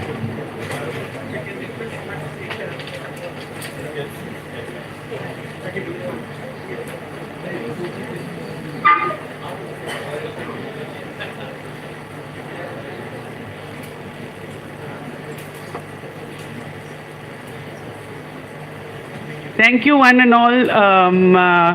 Vanakkam. I'm Shama Iyer. I'm a social political activist. I have been involved with this AIM 24 and Karnataka group 23 September and the meetings lala. I speak Tamil but not so good, so it will be Tamil English mix, but English I think everybody will follow. இன்னைக்கு நான் இங்க இந்த மீட்டிங்க்கே எல்லாரும் மும்பைலேருந்து வந்திருக்கேளானா to like Tara said, and the continuously what we have been hearing, this is the first of so many more efforts, so many more energies, and not just in a group but each one of us to say zero or no to SIR anywhere in any state. Number one. Number two, I have been talking to some people also. We talk about the death of democracy. We talk about the constitution simply not being followed, the destruction of everything we believed in, even our ethos and culture, and we want to change that through elections. It doesn't look like it's possible. So what do? We are still a democracy, and we are not powerless. I am not powerless, you are not powerless. I will ask a question to this room, to everyone who's seated here. Of today's meeting, இன்னைக்கு இந்த meeting முடியும், நம்ம எல்லாரும் போவோம் நம்ம வீட்டுக்கு, நம்ம டெஸ்டினேஷனுக்கு. Will you speak with 8 or 10 other people between today and tomorrow who are not involved like us about all of this? Yes, no, give me an answer. Raise your hand. Yes. That's it. You have increased the group. And it has taken you 5 or 10 minutes only. This is the way we have to approach grassroots. So, speaking about Maharashtra, Mumbai, I am based in Mumbai, so I will speak about 2-3 efforts. Number one, a small SIR awareness survey we did, and with about not many people, just in qualitative way. People are not aware of the SIR, but if you prompt them, then they say एक तरह का सर्वे है, एक जैसा वो NRC हुआ था वैसा है, but it is like that. But we don't have any documents, and I know my documents are gone. So we spoke with progressives, we spoke with people who are very liberal, we spoke with working class people, blue collar workers, construction workers, political workers, students, Gen Z. And roughly everybody, you can say, says we are not aware, and not everybody is very supportive. This is qualitative, so I cannot give you percentage and all. But 2 key things emerge. Please pay attention. This is what I guarantee. If you do a survey, this type of exercise with 20-30 people, you will find. Ask them 2 direct questions. In this qualitative research, you have open-ended questions which are in interview form, and you have direct questions. 2 direct question kelungo. 2-3 generations somebody is staying in this country. Do you think it is right to not give them the right to vote? 44 out of 45 said no, that's unacceptable. You want to awake that sentiment in the public. Only then you will get your support. And second question, when we ask them that, do you know this is beyond election? Your citizen rights will also go. Is that right? Then again, majority people say no. We know that we don't want not just us, but even other people to lose their citizenship rights. There's something wrong.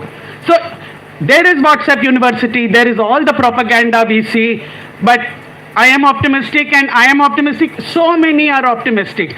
Today, so many people have spoken in a very positive way, in spite of it being distress and everything. There is only one reason. I think in the field, when we go, we really sense people have said enough is enough. And our hope, I work with youth extensively via an organization called Samvidhan Jagar Abhiyan Maharashtra, just explaining the constitution. Our number one people who are going to lead us forward in the Jamhuriyat is Gen Z. Gen Z's definition is 18 to 21, your undergraduates. You ask them, they will say, ye bakwas hai, and they will follow you. But you have to give them a reason, a motivation. Second, what is our main tool? Which is our most holy book? Anybody can say, what is our most important? The Constitution. And that resonates with everybody. So you talk to them about equality, you talk to them about justice, you talk to them about freedom, your own freedom. And then you tell them, these 3 rights we have, these 3 guarantees we have, but the Constitution asks us, our democracy asks us for a return gift. And what is that return gift? It is fraternity or brotherhood. So this is one thing again that resonates with them. So coming to Maharashtra, one is a lot of activity. We started last year, this is the Diamond Jubilee year of the Constitution, and from 100 to 100 in thousands all across Maharashtra we have groups, professors, ordinary people, taxi drivers doing this prachar. They are doing this work. Please build an army, build a peace army with peace warriors. It works. It's 2 to 3 hours per week. That's all you need to dedicate. Second is PUCL. I belong to PUCL in Mumbai, and we are having a public meeting about SIR to build awareness. This is the second activity, concrete activity in Maharashtra. And third, I'm also a member and office bearer of the Mumbai Congress. I am District General Secretary of Mumbai Northeast, which is one of the largest constituencies in the country. And very recently we concluded all over Mumbai, and I think all over India, lakhs and lakhs and lakhs across wards have signed for we know about boat chori and we will not accept boat chori. To bring SIR into this conversation is only another step. So, Jai Samvidhan.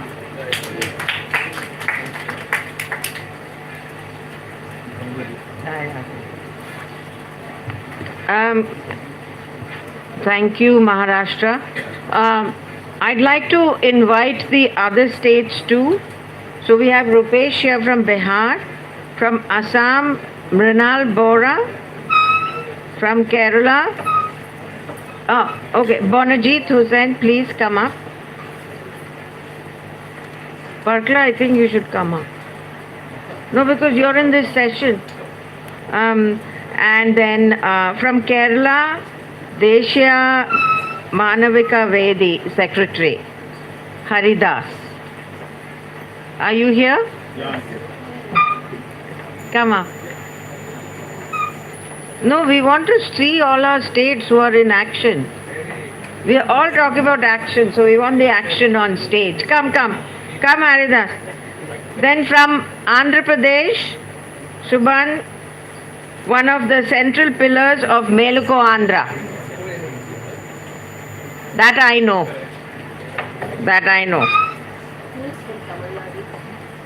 From Tamil Nadu, I don't know. From Telangana, Khalid Naveed. Khalid, are you here? From Telangana? Maharashtra, we have Shamma here. And from Kerala again, Susan John, Mahila Swaraj. He's part of many other things, but currently is part of the core group that is leading Badlo Bihar, which is a platform there. It's working in 121 on 121 seats, constituencies, with teams. Please, Rupesh, I'd like you to please keep your thing pointed to what you are doing and related to this issue, and please keep it 2-3 minutes. I will remind you when you have 1 minute left. Thank you. जिंदाबाद. एक बार थोड़ा आवाज लगे. जिंदाबाद.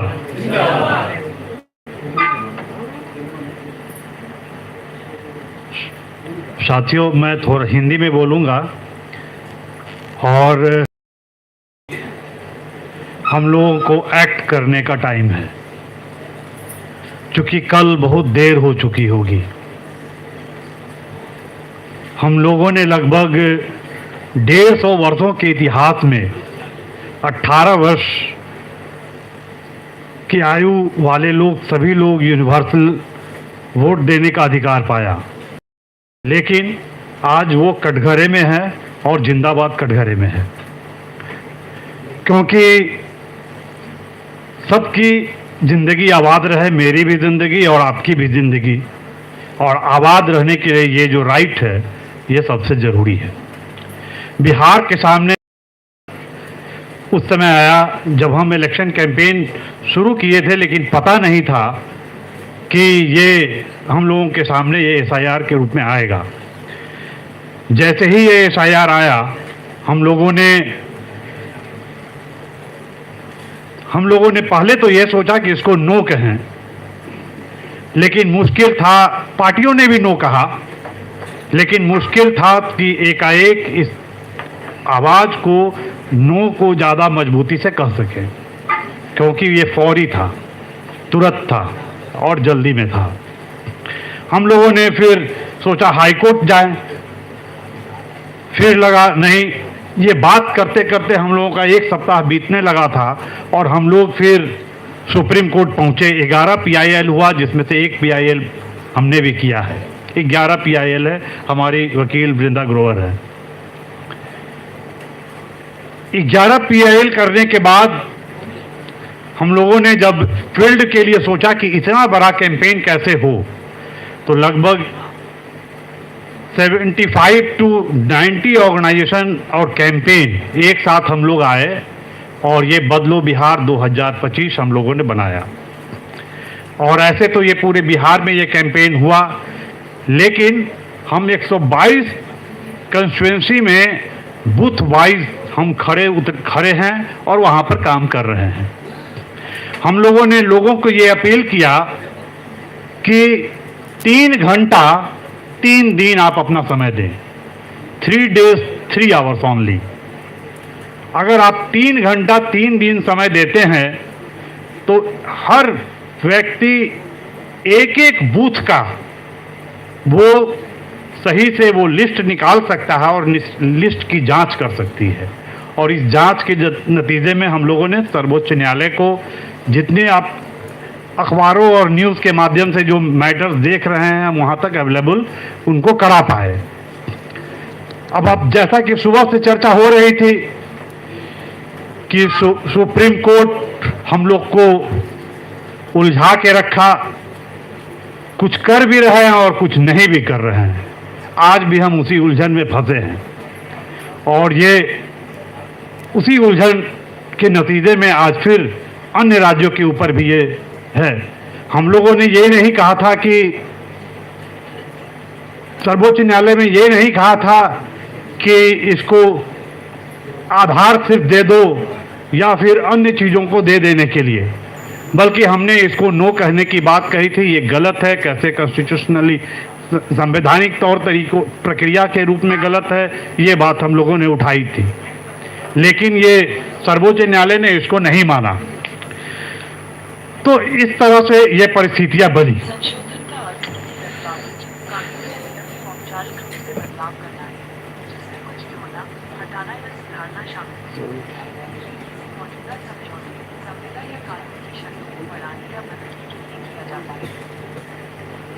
कैसे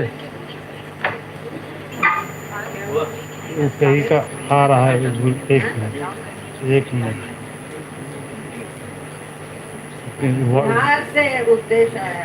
नहीं, वो एक ऑनलाइन ये चल रहा है मीटिंग, सॉरी। तो ये परिस्थितियां हमारे सामने रही और हम लोगों ने ये एक्ट किया। लेकिन इसके बाद अभी हम फौरी तौर से चुनाव तो है, लेकिन ये हम लोगों ने ये लगातार महसूस किया है जिस तरह से कि अगर पूरे देश में अगर एक बार हम लोगों ने ये कोशिश की, लेकिन ये कोशिश कामयाब नहीं हुई। पूरे देश से अपील भी किया गया ये बात, जिसमें ये कहा गया कि एक प्रतिरोध पूरे देश की तरफ से आए। देश में चर्चा जरूर हुई, लेकिन हमें देश के स्तर पे किसान आंदोलन की तरह सड़क पर उतरने की आदत पूरी तरह से एक साथ नहीं है। हम सड़क पे निकल रहे हैं, लेकिन अलग अलग तरीके से, अलग अलग आइडेंटिटी के रूप में निकल रहे हैं। ये आइडेंटिटी पॉलिटिक्स आज के दौर में बदलने की जरूरत है, क्योंकि हम दलित आइडेंटिटी, हम ट्राइबल आइडेंटिटी, हम फिशर्समैन आइडेंटिटी, ये लड़ाई जरूरी थी। लेकिन इसका एक नतीजा यह भी हुआ है कि हम यूनाइट एक तरह से एक बार नहीं हो पा रहे हैं। तो इसलिए भी ये जो बिहार के समय जो चीजें आई है वो ऐसा नहीं हो पाया। और इसलिए ये मैं अपील करने आया हूं कि अगर आज भी पूरे नेशनल लेवल पे, राष्ट्रीय स्तर पे अगर एक कॉल ऐसा जाए जिसमें हम नो कर सके एक साथ एक दिन अगर कहते हैं तो वो आवाज बड़ी बनेगी, लेकिन अभी तक ऐसा नहीं हो पाया है। हम लोग चर्चा जरूर कर रहे हैं, सैद्धांतिक वैचारिक सभी बातें कर रहे हैं, लेकिन हम सड़क पर एक्ट नहीं कर रहे हैं। तो ये समय है सड़क पर एक्ट करने का। एक बात मैं कहना चाहता हूं। दूसरी बात मैं अपील सॉरी मैं 1-2 मिनट, दूसरी बात मैं अपील करना चाहता हूं पूरे देश भर से कि क्या आप 3 दिन बिहार को दे सकते हैं? अगर आप 3 दिन बिहार को दे सकते हैं, ये सही है कि मैं खर्चे आने जाने का नहीं दे पाऊंगा, लेकिन जो 3 दिन अगर बिहार में आएंगे, हम आपको 3 दिन वहां रखेंगे और आपको 3 दिन में हम आपको 25 बूथ पर आपकी जवाबदेही आपको फिक्स कर सकते हैं कि जहां 25 बूथ आप हमारे लोकल वॉलेंटियर के साथ आप घूमकर गांव-गांव घर-घर घूम करके, हम ये नहीं कि कहीं आपके लिए सभा करेंगे, बल्कि आप जाकर के गांव में घरों में लोगों को ये बताएं कि इसको कैसे हटाना है और बिहार को बदलने के लिए ये सरकार को बदलना जरूरी है। अभी जरूरत है सरकार को बदलने का, और तभी बिहार बदलेगा और देश का लोकतंत्र बचेगा। तो मैं इसलिए ये दूसरा कॉल आपको देना चाहता हूं। तीसरी बात मैं ये बताना चाहता हूं कि ऐसा एक कॉन्क्लेव किया जाए जो नो के लिए कहना इतना आसान नहीं है कि इतने, क्योंकि उसमें एक बहुत सारी परेशानियां हैं, जैसा कि अभी पॉलिटिकल पार्टी के लोग कुछ बात बोल भी रहे हैं और उनमें कुछ अस्पष्टता भी दिखती है बोलने में, तो ये रहेगा। तो इसलिए ये जरूरत है कि पॉलिटिकल पार्टियों को इसमें लाने की जरूरत नहीं, क्योंकि उससे इसका एक अलग बन जाएगा, लेकिन टोटल सभी सोशल मूवमेंट के लोग एक साथ आकर के कुछ एक लंबा कार्यक्रम हम लोग बनाए तो इससे कुछ बात बन सकती है। और ज़्यादा बात तो नहीं, क्योंकि मुझे समय नहीं है, लेकिन बिहार के अनुभव बहुत है। बिहार के बारे में आप जानते ही हैं कि 30% से ज़्यादा लोग भूमिहीन है वहाँ। आपको ये पता है कि महिलाओं की साक्षरता दर कम है। तो इन सब सवालों को अगर हम देखते हैं, नए यूथ नहीं, अगर आप देखिए 7% महिलाओं का नाम कट गया है इस बार, 7% महिलाओं का नाम कटा है। और अगर आप टोटल बोले तो 20% वोटर इस बार वोट इस तरह से नहीं दे पाएंगे वोटर लिस्ट के कारण। बाकी कारणों से नहीं देते हैं वो अलग बात है, लेकिन 20% लोग नहीं दे पाएंगे। यूथ का जितना ज़्यादा वोट आना चाहिए था, नामांकन होना चाहिए था, ये उनको एनरोल करना चाहिए था, उन्होंने नहीं कर पाया। तो ये सारे बहुत सारे सवाल हैं, बहुत सारे अनुभव हैं, जिसको कभी आपसे ज़रूर बात होगी। शुक्रिया, धन्यवाद।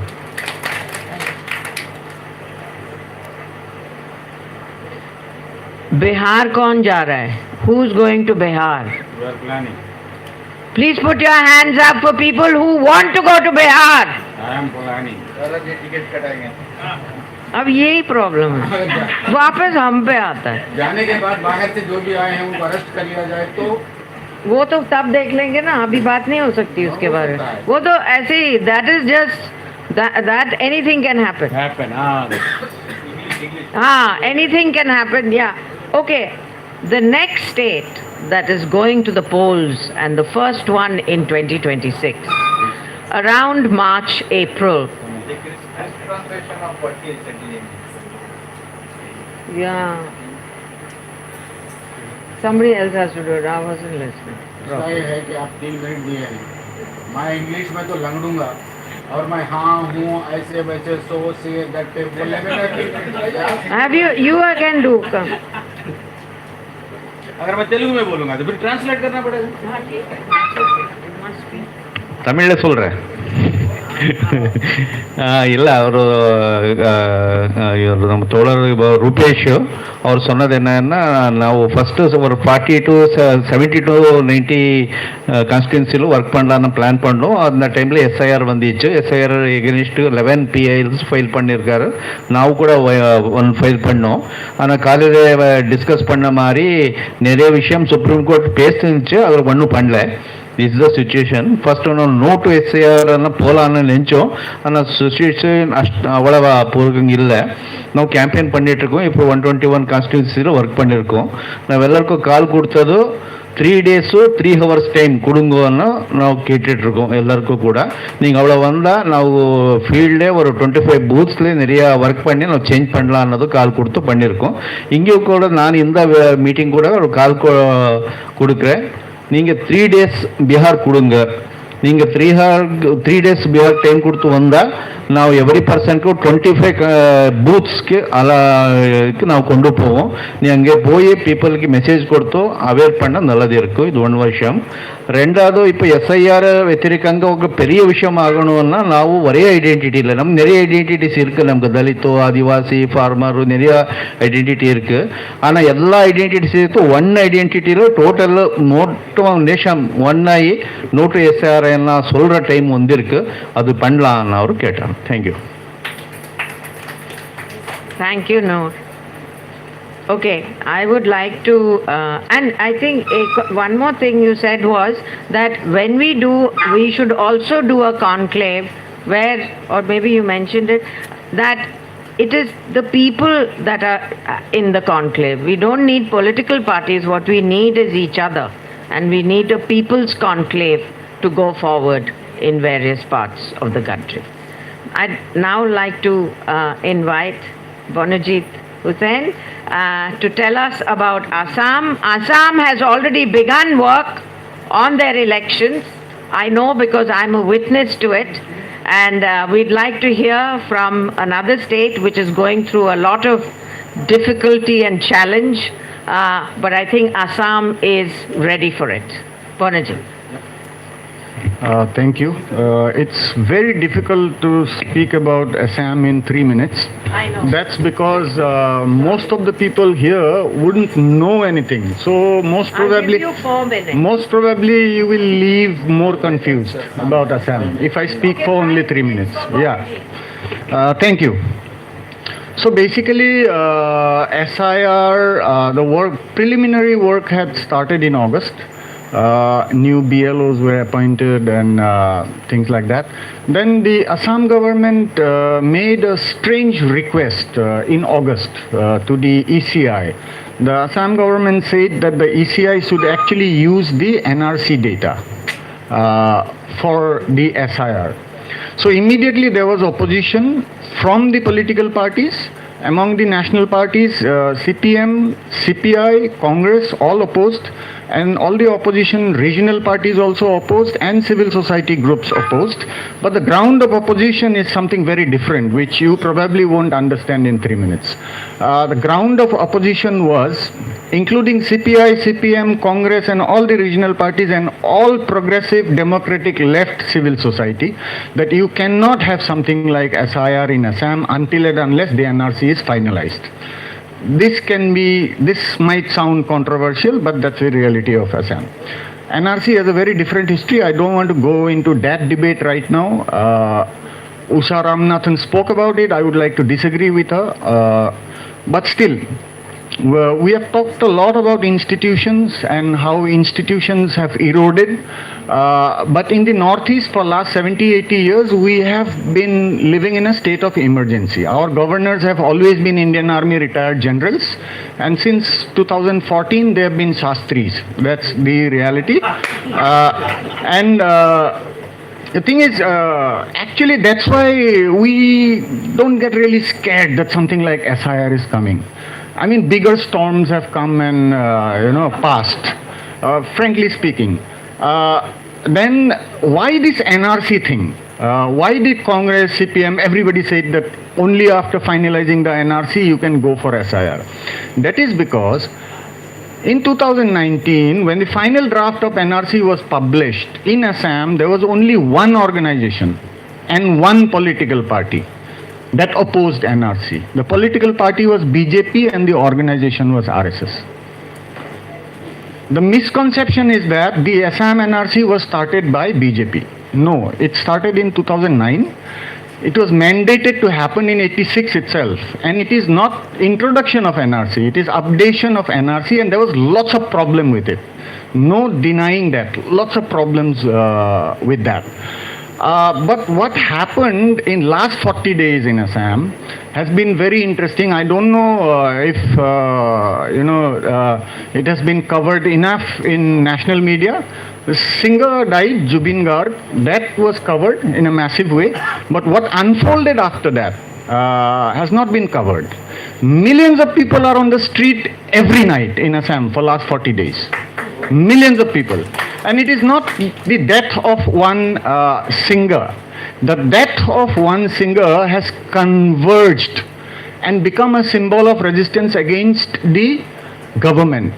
All these millions of people who are coming out on the street, the government, I have never seen Himanta Biswa Sharma being so defensive.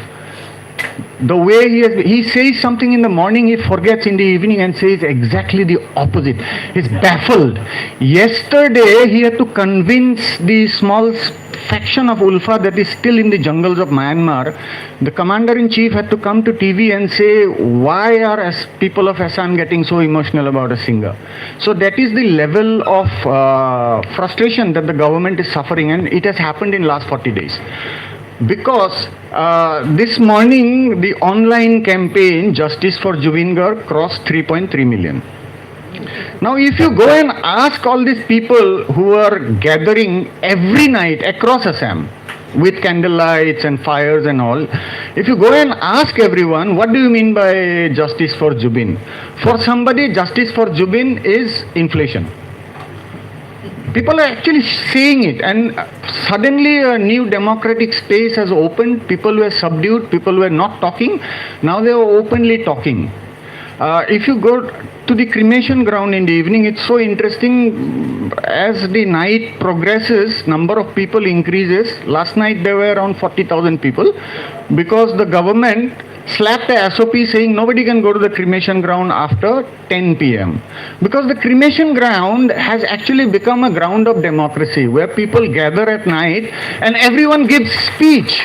And there is no centralized podium or anything. There are 1,000 people here, somebody is giving a speech, 2,000 people there, somebody is giving a speech. So the thing is, people have actually really come out and the government is on the back foot. And let me update you, on this 21st and 22nd, something very interesting happened. There was this ECI 2-day conference with all the state CEOs that happened on 21st, 22nd. The Assam CEO requested the ECI that SRI should not happen in Assam right now. You know what he said? He said we have to finalize the NRC first. But BJP was the one who rejected the NRC. So why is this happening? It's happening because in last 40 days, millions of people are out on the street. Justice for Jubin Garg has become a slogan, but behind that slogan, there are many slogans. So we are really hopeful. The elections are really near. SIR is most unlikely to happen right now in Assam because of this situation, and this last 40 days situation is going to continue. 18th of November is Jubin Garg's birthday, so it will continue till then. 19th of December, they have to file the charge sheet. That's another anxiety of the government, because the person who is accused is from a very powerful family. The family was very powerful when Congress was in government. Give me just one more minute. The family was powerful during the Congress time also, and they are powerful now also. They are 5 brothers. One brother was the DGP until 2 years ago. He retired. Now he is the Central Information Commissioner. One brother was the advisor to the CM. Last year he became the Vice Chancellor of Guwahati University. The other 3 brothers are also placed in important places. And this person, we call, his name is Shyamkanu Mohanto. We call him Festival Mohanto. Because on behalf of Ministry of External Affairs and Assam government and Meghalaya government, he's been organizing all these Northeast festivals in Bangkok, Singapore and all these things. It's basically a farce, money laundering kind of thing. But unfortunately, Jubin Garg had gone to Singapore to perform in that festival and he drowned in the sea. So now this is the main accused, and people are demanding justice, that we know this guy has, this family is your family for last 30, 40 years since you have been in politics. Now, actually, the guy is not responsible. He was not even there when Jubin Garg drowned in the sea. But people have identified this power nexus. And then when the CM has been saying that it will take time, after all, it is the judiciary which will give justice. When people are reminding him that until last year, you were the one who was advocating instant justice. So why are you backtracking? These are tactical questions that people are asking, and I think these are very important questions people are asking. People are not saying that hang them. People are saying until last year you were saying instant justice. Now why are you backtracking? So I am very hopeful the situation, especially in last 40-45 days, the kind of mobilization we have seen, and this is spontaneous. There is no organization, there is no political party behind. And believe me, last 40-45 days, Assam has not functioned. The schools, kids go to school, they don't study because the classes are not happening. Offices are mostly like half-day offices for last 45 days. And people are really out on the street. So this whole death of a singer mobilized everyone, brought together, and this death became a symbol of all the kind of oppression that people have been facing for last 10 years or so in Assam, especially in last 10 years or so. So I'm kind of really hopeful, and I actually think that SIR might not happen in Assam right now, and I think that's a good news. And it's not like, the government got afraid just like that. It was people, you must have seen those funeral footage. That day from airport to the stadium, there were 40 lakh people who walked with the hearse. So the 40 lakh people don't just come out like that. And Jubin Garg was a very strong democratic, progressive and anti-BJP voice. 40 lakh people just don't come out just like that. And since that day, since the body came from Singapore on 21st September, since that day across Assam, millions of people are coming out on the street every night. Thank you.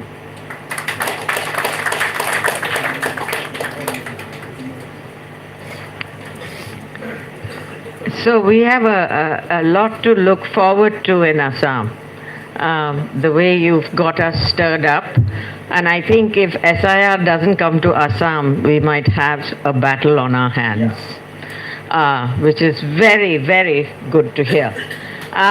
Thank you so much, Bonajit. And it's really nice, Bonajit came literally last minute, and it's really nice you came. And thank you for being here and being part of this network. I'd like to invite Subhan, who's going to from Andhra Pradesh. Subhan, would you like to speak in Telugu? Yes. If you give time for me, 2 minutes, I will speak in English because. No. So the Noor will translate. Yeah. नहीं वो अब बोल रहे हैं हाँ नहीं हाँ वो ठीक है जो भी आप Thank you, Tara. Welfare greetings. Actually, this vote chori, SIR, vote cutting, this is the old practice of Election Commission. In 2019 elections in Andhra Pradesh, they cut out 18% of the votes, especially Dalit Muslims and others. And that particular time, we also, not that time, Edelu Karnataka or Meluku Andhra Pradesh, we make a long march and say, check your vote and enroll, and 12 to 15% votes we will enroll again. This was continued in other afterward also. In 2023, we joined with Edelu Karnataka. We inspired with Edelu Karnataka, and we started Meluko Andhra Pradesh, Awake Andhra Pradesh. On that time, myself came Abdul Subhan, or my friend Father Thomas Palitanam, and D. Ramesh Patnaik ji, and Dr. Anjaya, and Bandla Srinivas, and other friends. We started this journey. We called Noor Sridhar and Tara Rao and Yusuf Kanni to Vijayawada. After that, we continued. On that particular day, after that day, we met in Bangalore meeting also at Gandhi Bhavan. On that time, we already told that if third time BJP comes, it is only the help of Andhra Pradesh. But nobody, we are not so much big personalities and not so much intellectuals to consider us, but it's a fact. We went to Yogendra Yadav ji also, and we gave a very big picture also. But he said Andhra Pradesh is not in our consideration. We are observing on only this 152 MP seats. If we do work here, then we will win and defeat the BJP. But in the same place you had a meeting with Sendil and Jignesh. Jignesh also. Yes. Jignesh Mevani and Sendil, who is the secretary of Rahul Gandhi ji also. We very clearly we told them. But unfortunately they won't. After that we came to Andhra Pradesh and we make our strategy. Our first strategy is we try to convey the Chandrababu Naidu, which is a TDP. There are three local parties here. The Telugu Desam Party now in rule with Janasena and BJP, and YSRCP and the Janasena, which is led by Pawan Kalyan. But unfortunately, YSRCP, Janasena and TDP, they are fighting here only, but they are supporting BJP in the central government. This is the special scenario of the Andhra Pradesh. In that particular area, we first of all try to make Chandrababu Naidu to make understand that BJP is very dangerous for you. You come out, you don't support, we will support you. You please go alone. We will support you. But the things are come by Chandrababu Naidu go and sit in the laps of the BJP, and Janasena also joined them. On that particular time, India got in the alliance also there. Elections, 6 MP seats are contested by the BJP there. We finally decided, according to our power, so in these 6 seats we have to make them defeat. But unfortunately, India Kutami, in the India alliance, CPMs are also here, but he was left. They support India Kutami. What we gave, but here in 6 seats only, where the BJP contesting, you don't vote any India Kutami, you just vote only YSRCP, who is the next second place. But these people are, according to their political alliance, they support the India Kutami and divide the votes, and 3 seats, according to our power, we try to defeat BJP in 2 seats, and 1 seat is already, YSRCP is very strong, he is also been, but in 3 MPs, 1% vote for BJP, and 3 MP seats they won with the support of Janasena and this alliance. At present now we taking a march to pressurize the state government and its MPs and MLAs to, you are the responsible for the constitution and the people, not for BJP, because people gave vote to you, not to BJP. So you have to responsible to the people and constitution, not to BJP. A pressure we have to build up there, one thing. And second, we are going to planning to make an yatra also. And in the yatra, this SIR and other things also what you here this came to into discussion.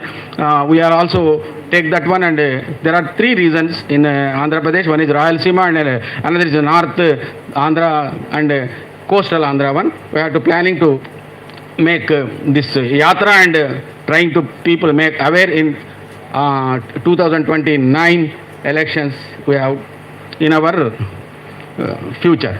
Thank you. Thank you, Taran. Yes, Andhra has reminded us what a special case it is. I will not forget that. And I think that maybe we've got wiser, but maybe we will get more wiser as we go together for the next stretch. We do really hope we do. No, we can only be optimists. So, yeah. Now I'd like to invite Kerala. There are two speakers. Would you like to come and begin the Kerala side of the story of SIR and the constitution and pushing back, and what do you feel is the way that in Kerala it is happening, can happen, is planned to happen? Thank you.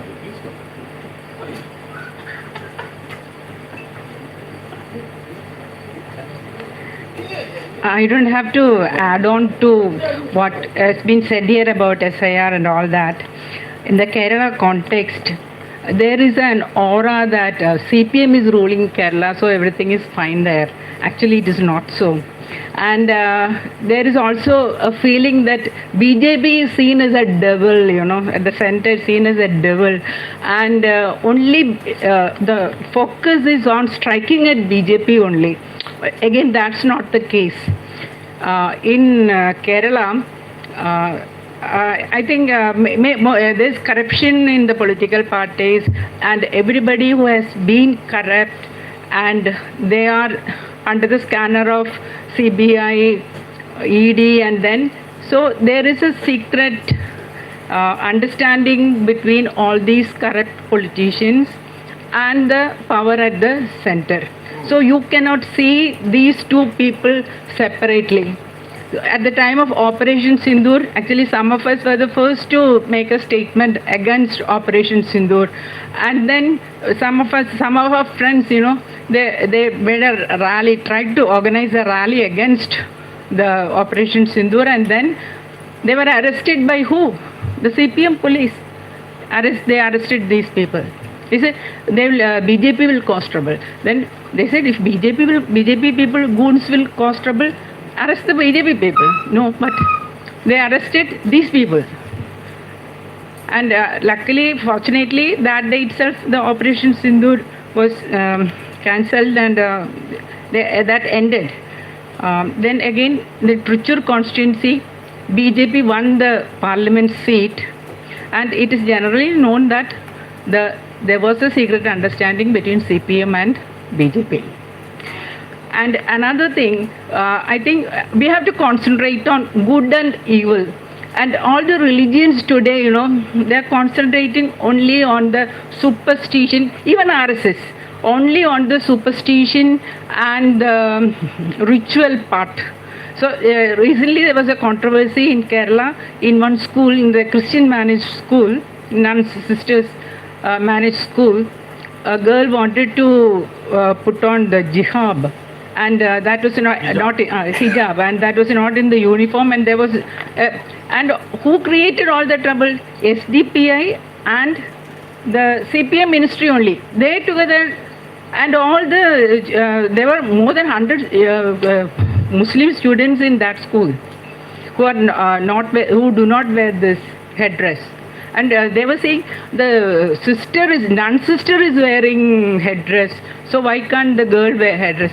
So actually the nun sister, anyway, she wears it only after she is a major, 18 or. This is a schoolgirl being made to wear this hassle, and that is connected with religion, So we want an integrated people trying to concentrate on the evil.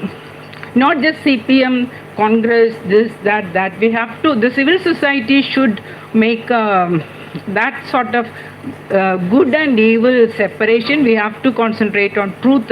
Right from the time of Gandhiji has taught us that we have to concentrate on truth, honesty, and so only then we'll win in the long range. I'm not talking about the short-term benefits. That could be, you people are better analysts on that, but in the long range, I'm sure we are not going to go anywhere unless we concentrate on truth, honesty, and such values. Thank you.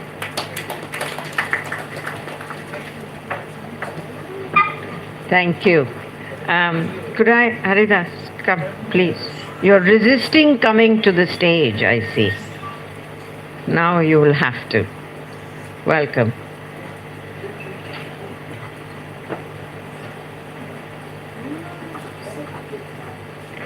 Friends and comrades,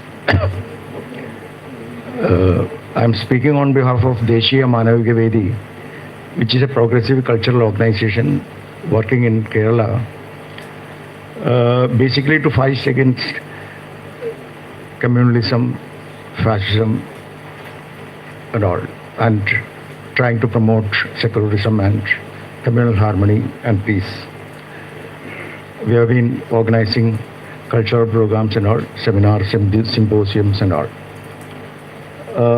Now, the SIR, that is our subject here, we have been listening to so many lectures, speeches since morning, and I don't have much to add. I think in a democracy, elections are so important because that is the only opportunity or chance for the common people to select or elect our candidate or our representative. So that's very important, and definitely that should be free and fair. And I don't want to add much on that because since we have been listening to so many different aspects of that, which are very educative, very informative, and very inspiring. So I think I will only support. In Kerala, I think in the Legislative Assembly, there was a resolution passed against the SIR, all party resolutions. So, I think that's a good thing, and I hope, as my Assam friend said, I think SIR won't happen in Kerala also. I just hope so. Then I don't want to, in fact, I have some difference of opinion with Susan, but I don't want to get into it, all that things, because because we don't want to, after all we are from the same, but because I don't want to mix up this kind of politics into it, this jihad thing and all, I have a lot of differences in that, because as she herself said, the nun, she was wearing a uniform, and she is opposing she was trying to to stop the girls, Muslim girls. So it's part of that Muslim. We know the politics behind it. So I don't think that argument is. I don't agree to that argument. Anyway, I'm with you. There is no there's a big no to SIR, big no to EVM. That's all. Thank you.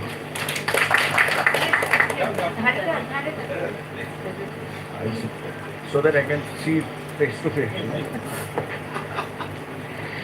Yeah, you see now Kerala. So just look at the list, yeah? So next year, Assam is first. Help me out here. Then Tamil Nadu. Then there's Gujarat, West Bengal. Maharashtra is after the corporate. At least they're talking that. No, but I'm talking assembly elections. You're not next. You're not in 2026. Maharashtra? Oh, I thought the SIR. No. Oh, So, no, the election, sorry. The assembly elections next year are Assam, Tamil Nadu, Kerala, West Bengal, Gujarat, Puducherry. 6, right? Yes. Now, this is not so bad. So there are 3 of those which are in contention. Assam, Kerala you have an assembly that has said no to SIR, And then there is, sorry, what was the other one? And Tamil Nadu. Please come. Come, please. So, there is a lot here that civil society has to follow up with in each of the states. This is, even if we go all India mass campaign, it will have to start at state level, on the ground. That's how the momentum can be built, linking together states that are active on the ground. Please come in.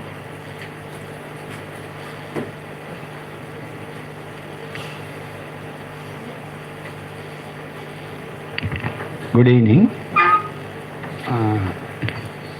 I hopeful we had started this campaign against SAR when this campaign was going on in Bihar itself. We have started, I have been pulled in Trichy, a small meeting we had started. Then we started this campaign throughout the state. But it has not been established throughout the state. We are done in 3-4 districts. That was in a very good sign. Here there is a different perspective and different issues. One thing here,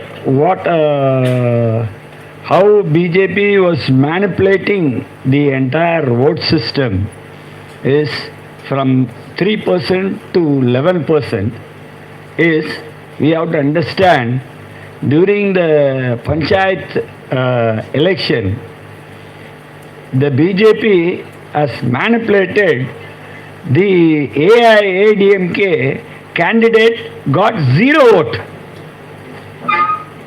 Can you imagine? AIADMK candidate got 0 vote. On that election,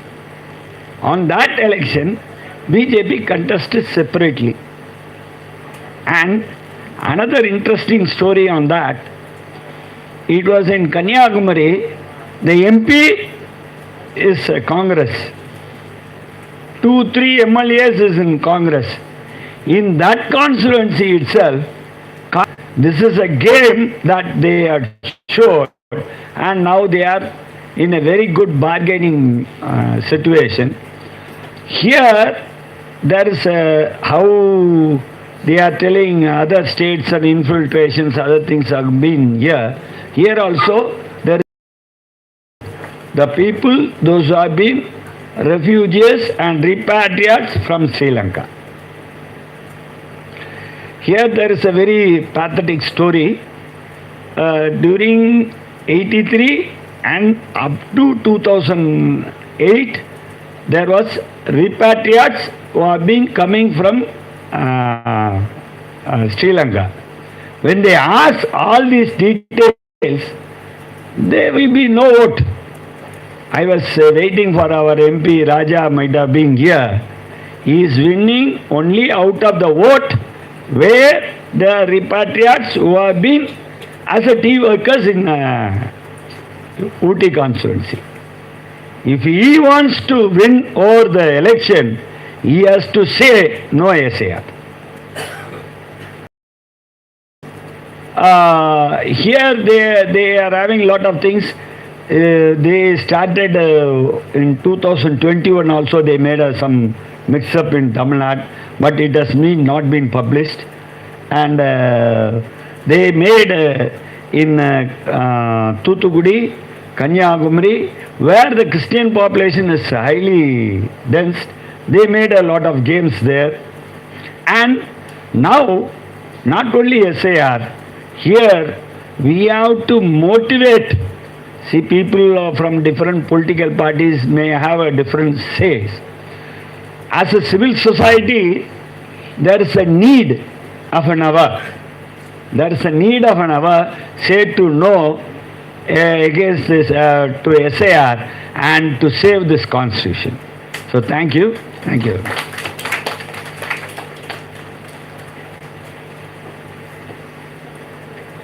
At least till before 2024 general elections, and so we've been working together. But there are also other networks and platforms that have also been active. So to hand over for the next session, the final session, to Thomas here. We need to talk about the way forward. Talk about the way forward. Please. Yeah, Thomas is just sitting there, you know, he's going on saying continue, continue. All right. So, I think we've all been thinking about the way forward. I hope we have. I think we have to think about the way forward. But to sort of bring this conclave to some kind of culmination as to what are we resolving here, what we need to do, what we need to see as action. There are a few people that are going to sort of reflect what are the things that platforms and networks can do in taking this to a more mass level. And at the same time, we want to end with a resolution which we hope you will all be there to endorse. So I'd like to invite Noor Sridhar from Edelu, Karnataka to kick this off. What are we going to be doing? What do we resolve to do? And how do we go forward from here? Thank you. Dear friends, it was a very big day, heavy day, and in a way, one consensus building day also, and very alarming day also. So it is already, I think, five is crossed. So we are supposed to close this event as early as possible. So I will be short as possible.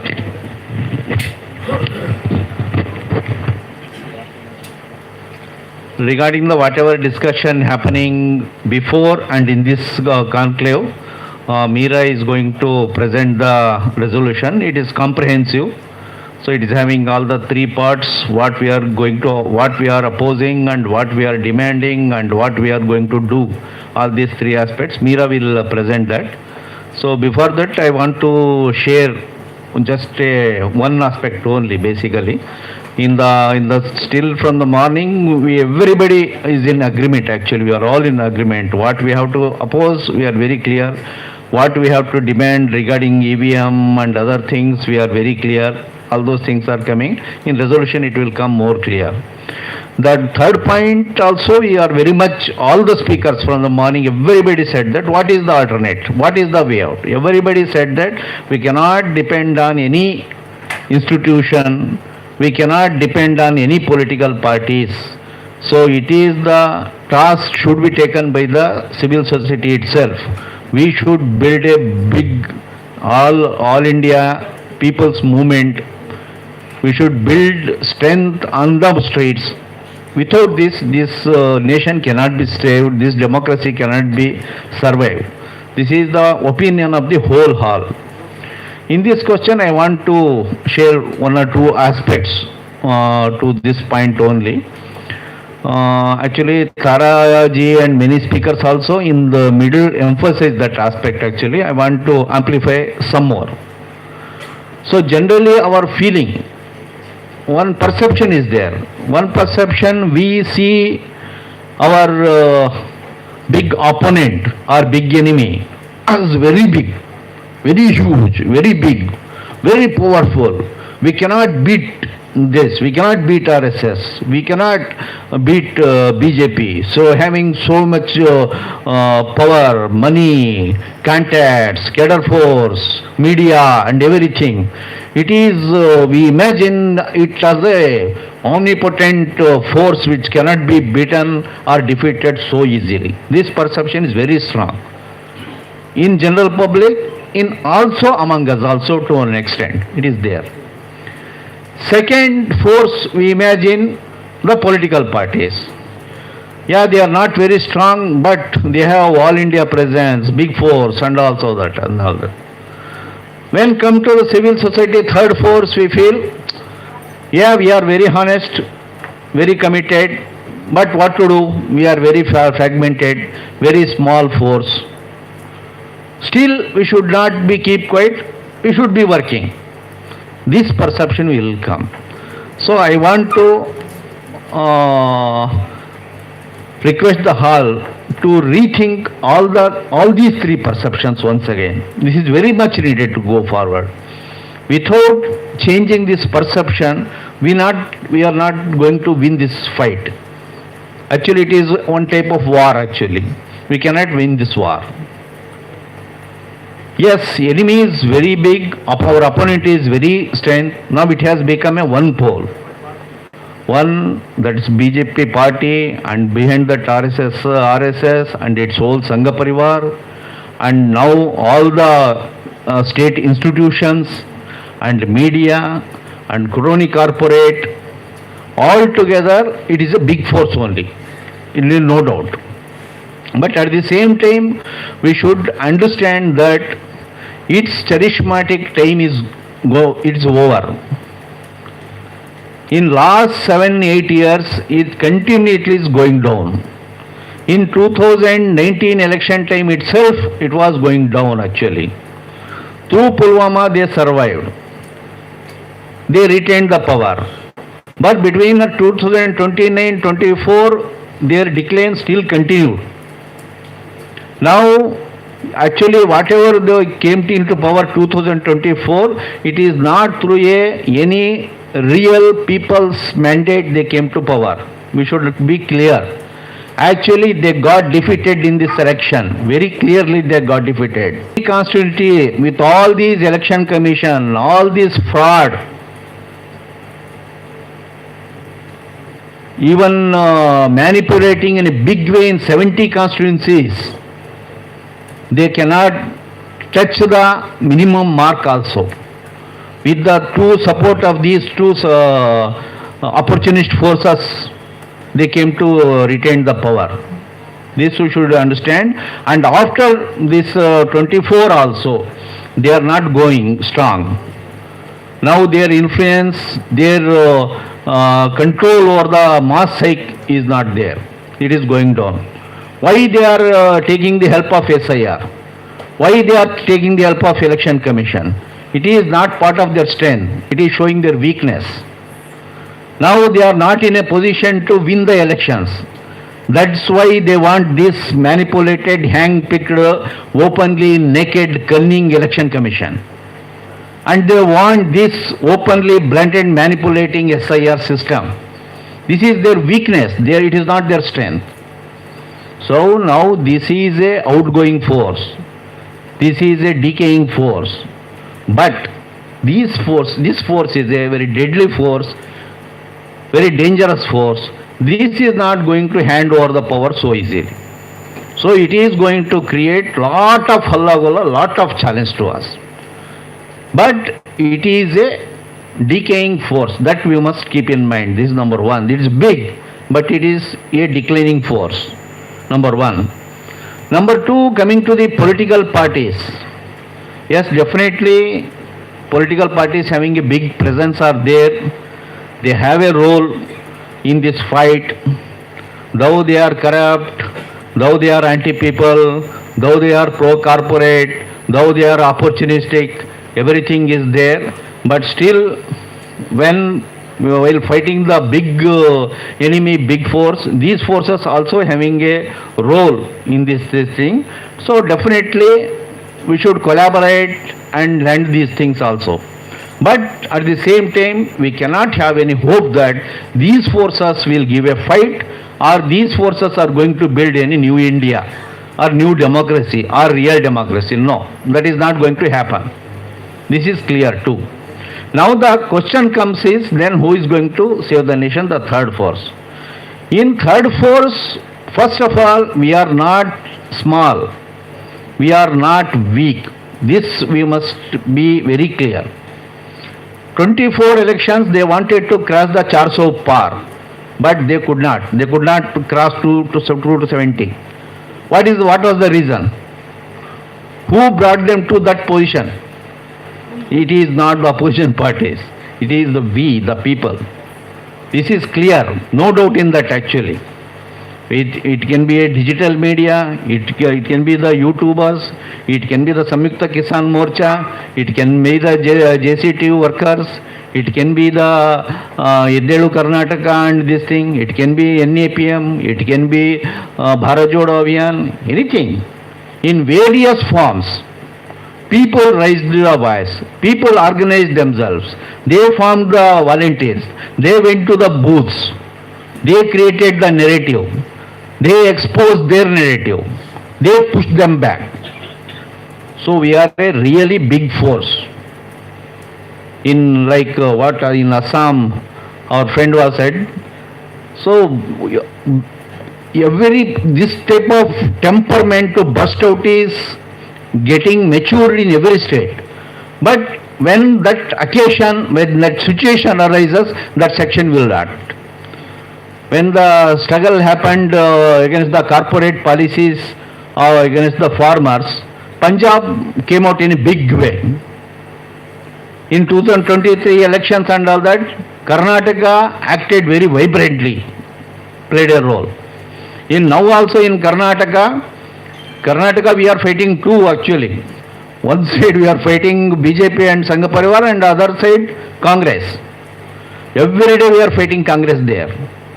So it is very much needed to safeguard the interest of the people, and we should not allow the space to the BJP. We should occupy the opposition space. Now in Karnataka, BJP is not the real opposition. Every day the people's movement is the opposition. Every day we are giving a fight to them. BJP is not having any role. But at present, today BJP, not only BJP, RSS is in total defensive position. Now whole civil society and even the state has taken a position against RSS. When they are going to celebrate the 100 years, in Karnataka the restrictions are coming on RSS, not allowing them in public spaces and education institutions. For that one bill is going to come. And lot of questions raised against RSS. RSS is not in a position to defend them. BJP people went to the TV debates and all that, and in every debate they got exposed. Then RSS recently sent a circular requesting all the BJP MLAs not to participate, not to speak on behalf of RSS in any debate. Because it is becoming counterproductive for them whenever they go to the discussion. The RSS, they said that our Sangh is capable enough to defend itself. Please don't go, we will defend ourselves. But they having nothing to do in defend themselves. As a revenge politics, they declared a Chitapur on Pada Sanchalan, they declared. When they declared Patha Sanchalan, 11 organizations from Karnataka, especially Dalit organizations, gave a call that same day in the same route we are going to do Patha Sanchalan, you are holding a lathi, we will come with big sticks also. We are going to hold Patha Sanchalan in the same street. If government is going to allow them, they must allow us also. That day we will fill with the Neel banners that day. Bhima Garjane, they said. Bhima is one organization, but total is Bhima Garjane. So that this aspect we have done. If we connect these dots properly, various forces in each state, all over the nation, who are fighting for the voter rights, who are fighting for the farmers' rights, who are fighting for the Dalit rights, who are fighting for the Adivasi, youth, everybody, actually situation is really mature. What do you say for, we say in halali mosu, heppakadu say. To make a curd in the milk, we have to add a small dahi will add, no? No, dahi, first small amount of dahi we have to add to that. So that situation is ready, milk is ready. We want to put it there. We have to give a proper call, connect everybody. It is not going to be a process for next 20-50 years. It is going to happen in very few years only. Now new force is going to emerge. That is the people's force. That is going to fight back these forces and also make these opposition parties also behave responsibly. So like that force we have to become. With that spirit, let us I hope if this meeting concludes with that spirit, it will be a great thing. It definitely whole Tamil Nadu organizers, especially Frank Gosa, to take so much initiative and organizing this wonderful conclave. Thank you.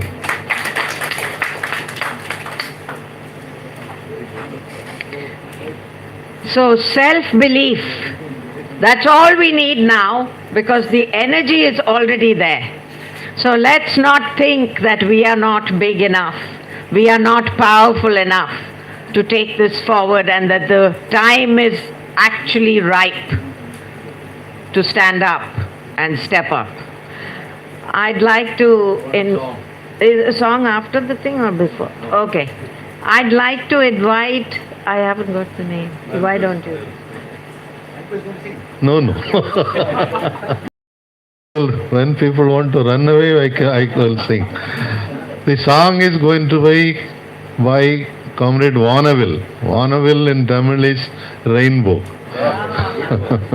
And she is a powerful singer. Come on.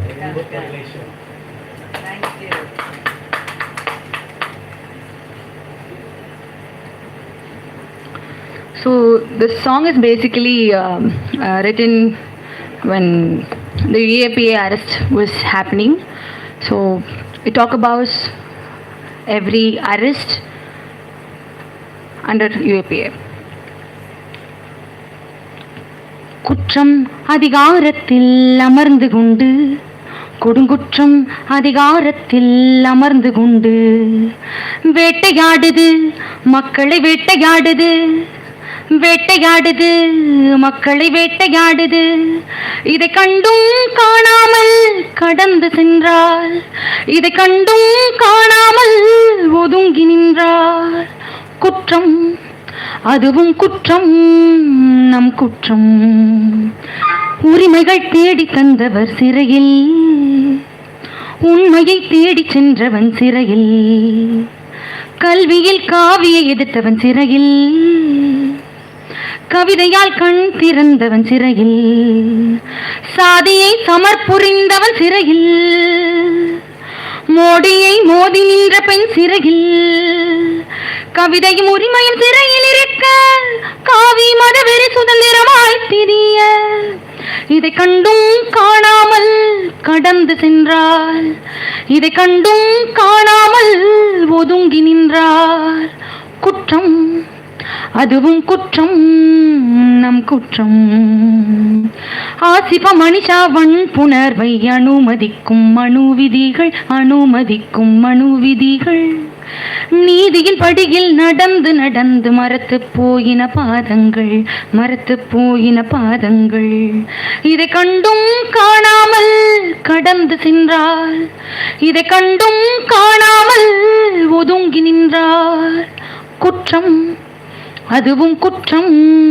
நம் குற்றம் நம்மை போல வாழ்வதற்கு அவர்களுக்கும் விருப்பம் உண்டு அவர்களுக்கும் விருப்பம் உண்டு வேண்டாம் என ஒதுங்கிச் செல்ல அவர்களுக்கும் வாய்ப்பு உண்டு அவர்களுக்கும் வாய்ப்பு உண்டு அதை வெறுத்தார்கள் பணிய மறுத்தார்கள் அதை வெறுத்தார்கள் பணிய மறுத்தார்கள் அதிகாரத்தின் வலிமை அறிந்தும் தடுத்தார்கள் தம்மை கொடுத்தார்கள் இன்று அவர்கள் நாளை நீங்கள் இன்று அவர்கள் நாளை நீங்கள் குற்றம் அதிகாரத்தை பணிந்து நின்று கொடுங்குற்றம் அதிகாரத்தை அடங்கி சென்று குற்றம் அதுவும் குற்றம் நம் குற்றம் நம் குற்றம் இந்த தேசம் எங்கள் தேசம் எங்கள் தேசம்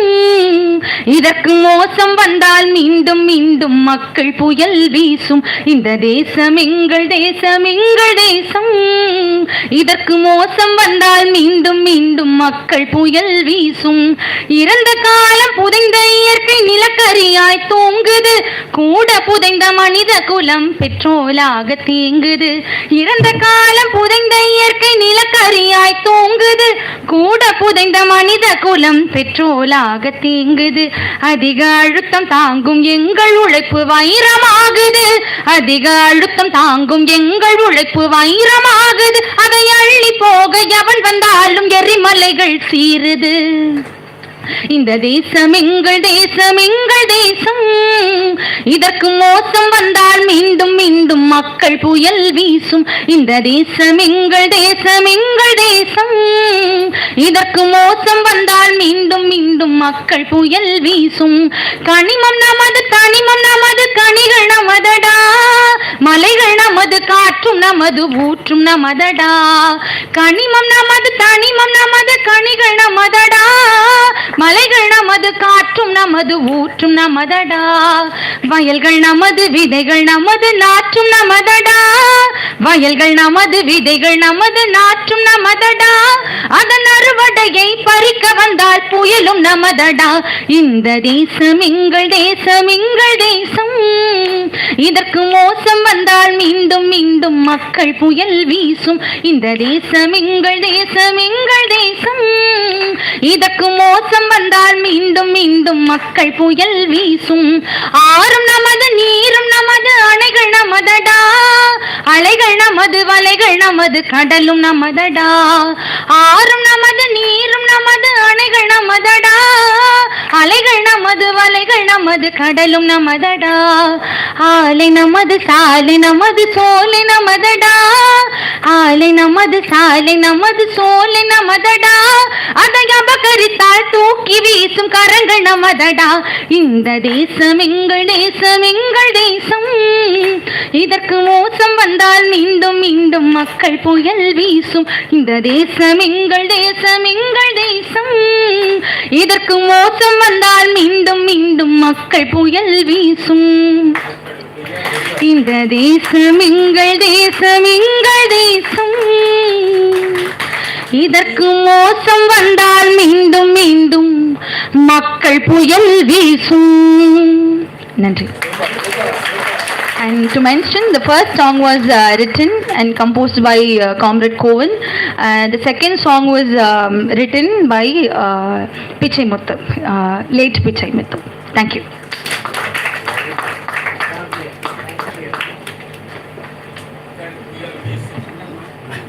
Meera, we're all set for you. It's a bullet train, I have to now rush. Yes. So அனைவருக்கும் மாலை வணக்கம். நான் தமிழில் பேச முயற்சி பண்ணலை, ஆனால் இங்கே இங்கிலீஷில் தான் பேசணும்னு கட்டாயம். ஸோ ஐ ஸ்விட்ச் ஓவர் டு இங்கிலீஷ். இந்த தேசத்துக்கு மோசம் வந்தால் மீண்டும் மீண்டும் மக்கள் புயல் வீசும். I think that's a brilliant song that comrade தோயர் just sang. So one big round of applause again to her. Basically which means whenever this there is the people of this nation are betrayed, then there will be a people's uprising. Puyal is like a storm, a people's uprising. So I think that's a brilliant in a way summation of this whole powerful conclave. Thanks to all the organizers, thanks to Comrade Franco in particular for I think putting together this extremely significant constellation of people from different walks of life and to discuss, deliberate and also think of ways forward in today's extremely challenging context. I think all the speakers from the morning have spoken about both what are the immediate challenges, what are the long-term challenges and also what we need to do in the immediate context and in the long-term context. The special intensive revision that we've all been discussing about, of course it is a special intensive reduction is also something that many people referred. It's also a special intensive repression that the state wants to unleash on the people of this country. But we are, as we the people, set to challenge, set to reject and set to defeat this design, not just in Bihar but across the country. That is the resolve we take from today's Chennai conference. And I think the spirit of today's conference is that there has to be the biggest non-cooperation with the state, with the government, the biggest cooperation amongst the civil society and all the progressive sections. So that biggest non-cooperation with the state and the biggest cooperation with the people and the citizenry and the civil society, I think that is the strength. And what Comrade Noor spoke just before me, I think it's very important for us to also acknowledge that there are actually mutinies happening across the country, some of which we know, many of which we might not know, but in different ways, different struggles, different movements, different uprisings, small and large, are happening, many on ground, some maybe even online, which I don't think we should dismiss. They are very significant in today's times, but in many, many ways, there is a lot of resistance. So broadly, if one, when we were having a planning meeting also, we tried to sum up some of the things that should be probably at the heart of this entire conclave. 3 A's. One is analysis, which we did since the morning, and which is very important to understand and have a correct reading of the situation. Second is alarm, which many of our speakers alarmed us about, including Parakala Prabhakar Garu. And action, the most important. Yes, we should analyze the situation. Yes, we should be alarmed, but we should not be silent after being alarmed. We should all plunge into action, direct action and diverse action. That is the spirit that we are taking back from this conference. So therefore, as much as it is a great challenge, it is also a great opportunity, friends, for us as India today and for all of us as citizens. So probably there is the All India mission. Either we could continue through the process, or there needs to be something really, really large, something like a democracy for citizens, for all the citizens of India. Because democracy matters for every single individual. It is not just for some sections of civil society or some constituencies who are fighting or certain parties. It is for all of us. So it is in that spirit that we all need to come together. I think many of our speakers who spoke through the day said that, and it is quite established and actually true, that we can't simply depend on political parties because they are quote unquote the more active agents within the political electoral sphere. Saving democracy just can't be left to them. It has to be the primary concern of citizens and the civil society. Of course, there are a whole range of movements, civil society and even independent citizens who have been involved. How do we reach out to them? There have been suggestions and ideas about that as well. But I think one challenge that we also need to look at is today, if we, not just the BJP, but across different states, whichever party is functioning, the larger, there is a rot and deeper rot in the larger electoral system also, which is what should be people's rights, what should be people's entitlements are kind of being, people are made subject to certain schemes or certain benefits, and through that there is a certain way of kind of keeping people within their fold. And then the other approach is what we are seeing in a majoritarian India today, a fear and otherization of the other, the so-called fear of the other. So I think we really need to actually puncture through these things. I mean, whichever party is in power in whichever state, it is their responsibility to ensure entitlements, whether it is healthcare, education, livelihoods, etc. These are not some favors that any political party grants on citizens. And also equally important is this struggle against the otherization that we need to be very upfront against. Then this whole engagement with political parties, I totally agree with what Parakala Prabhakar Garu was saying, that we can't really depend on them. It is for we the citizens, but at the same time, we should not let go of the other non-BJP opposition parties as well. We have to catch hold of them in different ways. They have to be part of this broader effort. Yes, they have a stake, but they are also very opportunistic. That is true. So I think the independent civil society, the independent citizens movement will act as that ethical compass that will hold not just the BJP, RSS to accountable to the constitution, but also the other political parties. I think it is that kind of a very significant role that we all, to an extent, are already playing, but I think we should do it even more intensely in the days to come. I also was thinking of what Anjali said, and I mean, people like her have been constantly raising this alarm about the decay in various institutions, whether it is the Election Commission or the Supreme Court that Usha spoke about. How do we really, and I think there is again a challenge there, that the level of uprising that is needed in terms of, because the decisions, the adverse decisions or the inaction, the betrayal of these institutions actually affects a lot of ordinary citizens. But when it comes to fighting back, it is maybe a smaller subset of organizations or active citizenry who are more involved in taking on the institutions directly. I think as we go forward, it is really important to be able to build this wider consciousness that it is I mean, this is something there is at stake for all of us, and therefore all of us should be able to challenge these institutions whenever they are going into a whole phase of decay.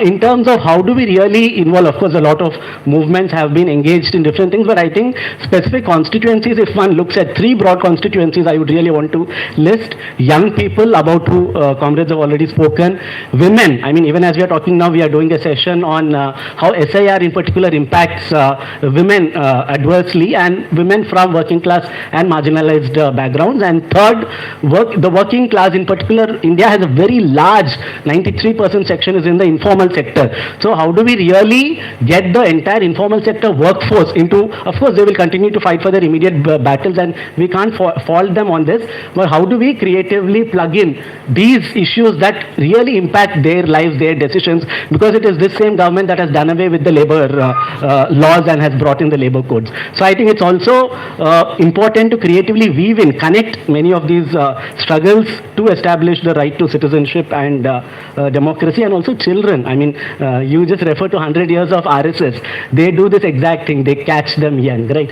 So I think many times we as civil society or independent organizations, we are some way removed from children. It is important to. And the state in today's times will say that you are trying to brainwash children. No, we are actually trying to cultivate a whole generation of conscious young minds, and that has to begin with children. There is no need to be defensive on that front.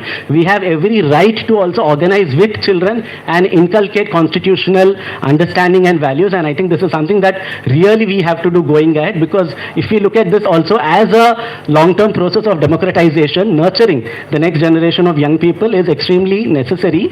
And as we do all of this, of course there will be a lot of vilification that we are already seeing. There's going to be a lot of targeting, and that's an easy thing. As Noor rightly said, because they are on the defensive, they come in with devious schemes like the SIR. So they will continue to attack and they will continue to engage in repression. And what Prabhakar Garu said in the morning, I think it was good the way he said that we have to make democracy trending.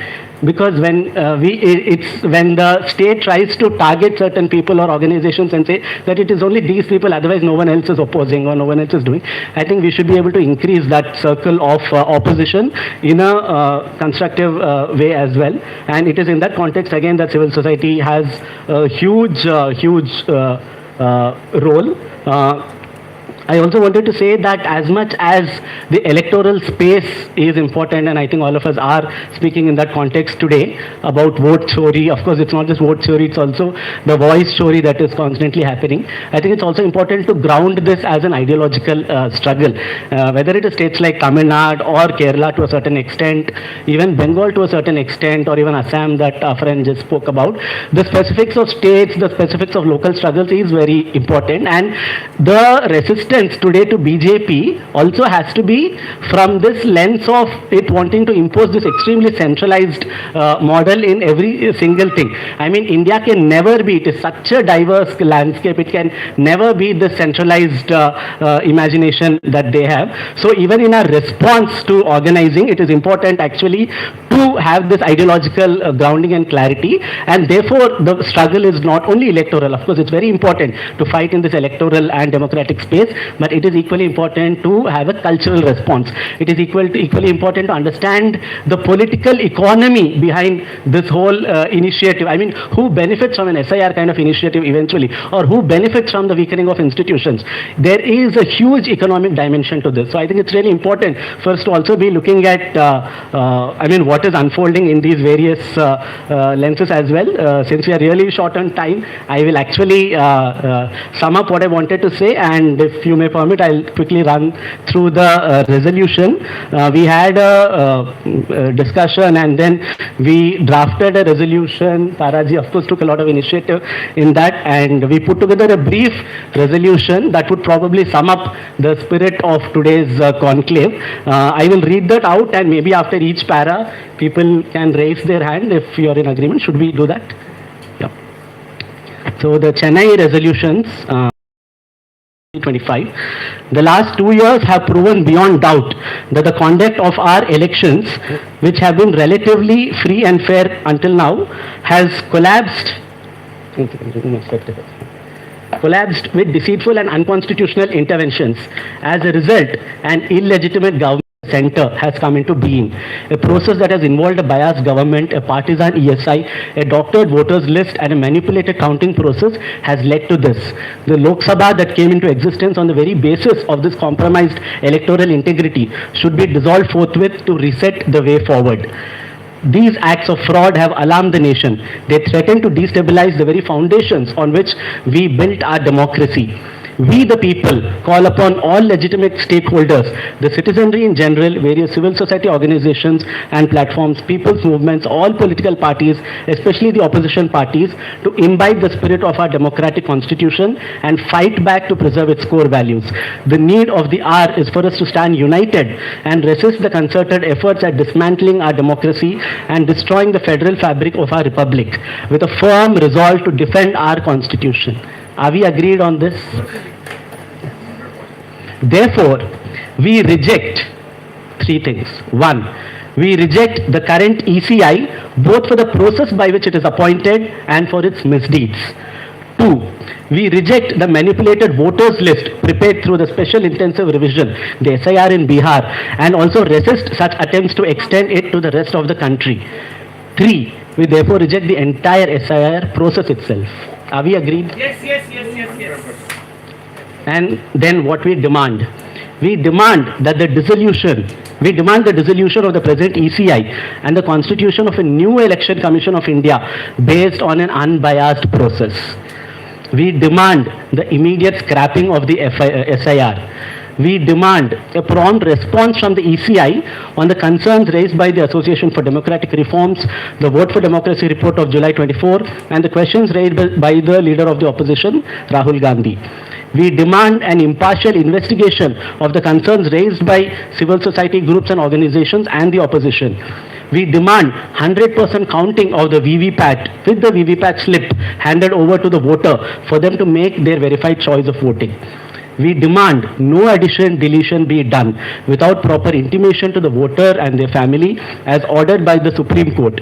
Voters list should be machine readable and accessible online for anyone to see as it existed before. We demand the decentralization of the Election Commission of India so as to enable the conduct of elections to the state legislatures by newly mandated and constituted state election commissions. We demand total transparency for every citizen for all data at national level so people know when it is being mismanaged. We demand open proof at end of voting day that vote data in every EVM is immutably logged and value of the lock is shared on the Election Commission's website for every EVM per booth. And finally, we demand postal ballot for the migrant workers. So are we agreed on these 9 demands or any agree? And finally, what actions? This is probably the most important part beyond the resolve. We the people hereby resolve to raise the alarm on SIR and the dismantling of our electoral democracy. We resolve to raise the alarm across all the states with priority to states that are going to the polls in 25-26, although we do have some positive inputs from states that are shared so far, but it is still important to raise the alarm. Second, carry the Chennai resolve to every nook and corner and sensitize every citizen.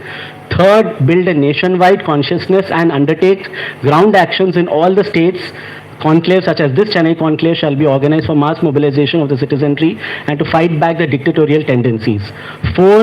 Meet all opposition parties and call upon them to fulfill their obligation in restoring a free and fair electoral democracy. And 5. Approach the President of India to strongly urge her to discharge her constitutional obligation of preserving the sanctity of democracy.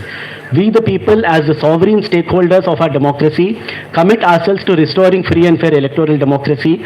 We solemnly resolve to push back against the attempt to hijack our democracy and fight to reclaim the secular and socialist spirit of our constitution. We the people of India say, let's all actually repeat this part. We the people say, no to SIR, no to compromised electoral integrity, no to the Partisan Election Commission of India,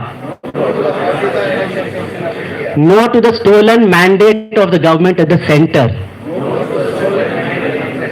I will actually repeat this part because I think it's extremely important. The 4 no's that we are saying, we the people at this Chennai conclave say no to the moral integrity, say no to the partisan election commission which is fully established, and 4, no to the stolen mandate of the government at the center. So it is with this resolve, friends, that we go back. Of course, it is a different, not exactly a new beginning, maybe another phase of intense involvement. Many of our states have been involved in different ways. Each state, of course, has its specifics, but along with the state specifics, we fight, as Noor was rightly saying, we fight the BJP, but we also fight the government which is in our state for the kind of anti-people decisions or interventions that they are making.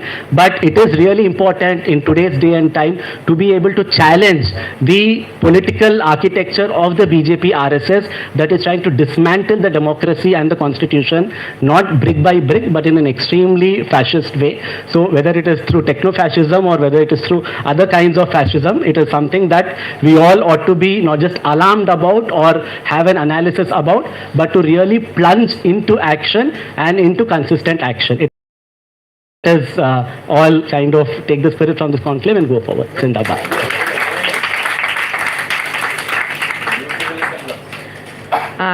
I'd like to invite Thomas Franco to say a few words, and then Parkla, you will unfortunately have the final word, as usual. But yeah, before that. Yes, I will try to be in really few words. First of all, this meeting has been a success to a large extent. It is because of the involvement of so many people. The soldiers whose names and all I cannot narrate now. It will take too much of time. Secondly, in the way forward, when the states were discussing, a comrade from Kerala was talking about Thrissur. Being a man from Kanyakumari, I watch Kerala politics very closely, and I am a supporter of the left. And I know I was in Thrissur during the election, after the election. There were so many other factors. You cannot just simply say that it was CPM colluded with BJP. That kind of narratives is not a correct thing. See, in places like Tamil Nadu, Kerala, West Bengal, we require a different approach because you are not fighting an opposition. Fighting an opposition is easy. Fighting a ruling party is easy. But here, the ruling party we have to support for certain reasons because they oppose BJP. So, in spite of limitations, do we not have problem with DMK government? We have lot of problems with that. In spite of that, we go to DMK because they are standing on this ground at least strong. So, the same thing is with West Bengal also. So, let us have this clarity that we are fighting a bigger enemy. So, for that, certain compromises has become necessary. Now, when we talk about way forward, already Noor has narrated and Meera has summed up very well, so I will not go into more details. As far as Tamil Nadu is concerned, we will convene an online meeting within few days and we will plan. As Gennady said, already district level units have started functioning. We would like to expand to all districts and prepare the ground. SIR, we will have to see what DMK is finally going to take a stand. Whether we want to just simply reject SIR or we want a revision without NRC and how that could be possible. Finally, what I would like to say is that I agree with Meera that we have to go to the farmers, we have to go to the women, we have to go to the youth. We have recently seen such sudden changes in Sri Lanka. Sri Lanka, the change was brought in with a left group which worked for some time and now they are in power.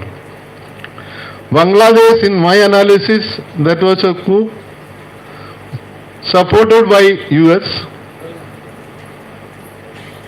Yunus is fully supported by US, but people were so frustrated with the functioning of the sitting government.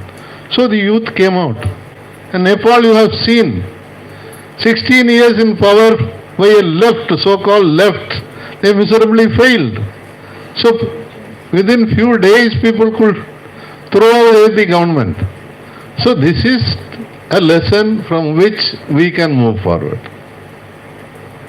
We cannot keep saying that Gandhi was there to fight, Subhash was there, Che Guevara was there, Bhagat Singh was there. Are we ready to sacrifice? Deshpandeji, when in his presentation, he mentioned, there will be attack on you. We know that we are all under strict monitoring, surveillance is taking place. But let us be ready, let us play a catalyst role so that a change is possible. Change is definitely possible, change is inevitable. Let us be a catalyst and work together to bring that change. Thank you very much.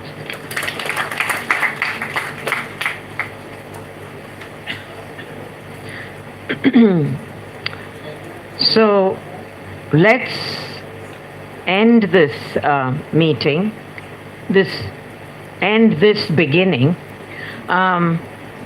with where we began, just to remind ourselves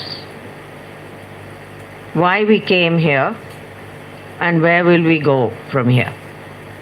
Parkla.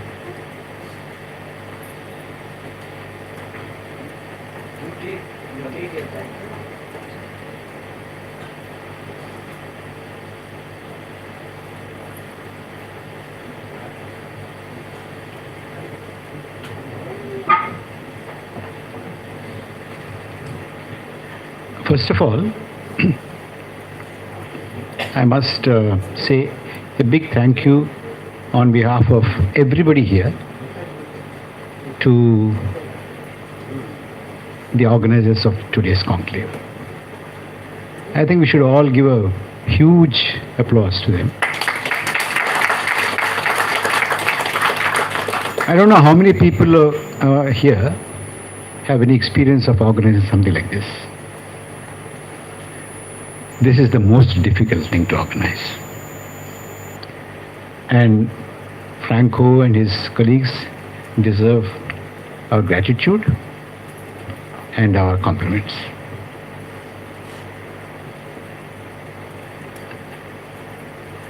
You know, there is one dissatisfaction that I always had, and I voiced it in many, many forums. That dissatisfaction or discontent, today I'm unable to voice because that disappeared. That dissatisfaction has been this. I used to ask wherever I went and spoke that look, there has been a force, a formidable force, a formidable army which has been continuously assaulting our core values of our society, which informed our long struggle for freedom and our constitution and our journey since the constitution. A formidable army which has been working relentlessly for the last 100 years.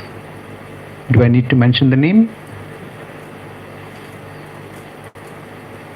So when there is an army which has been working to assault the core values of our democracy, of our ethos, of the values that informed our freedom movement, of our constitution, I always used to ask, where is the army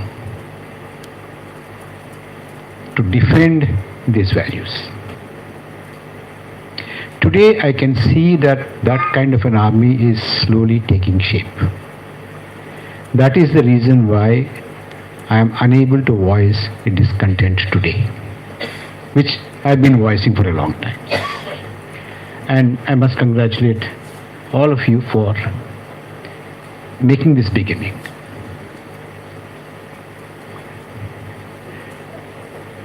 I won't take long, but there are certain things that I would like you to carry home and think about.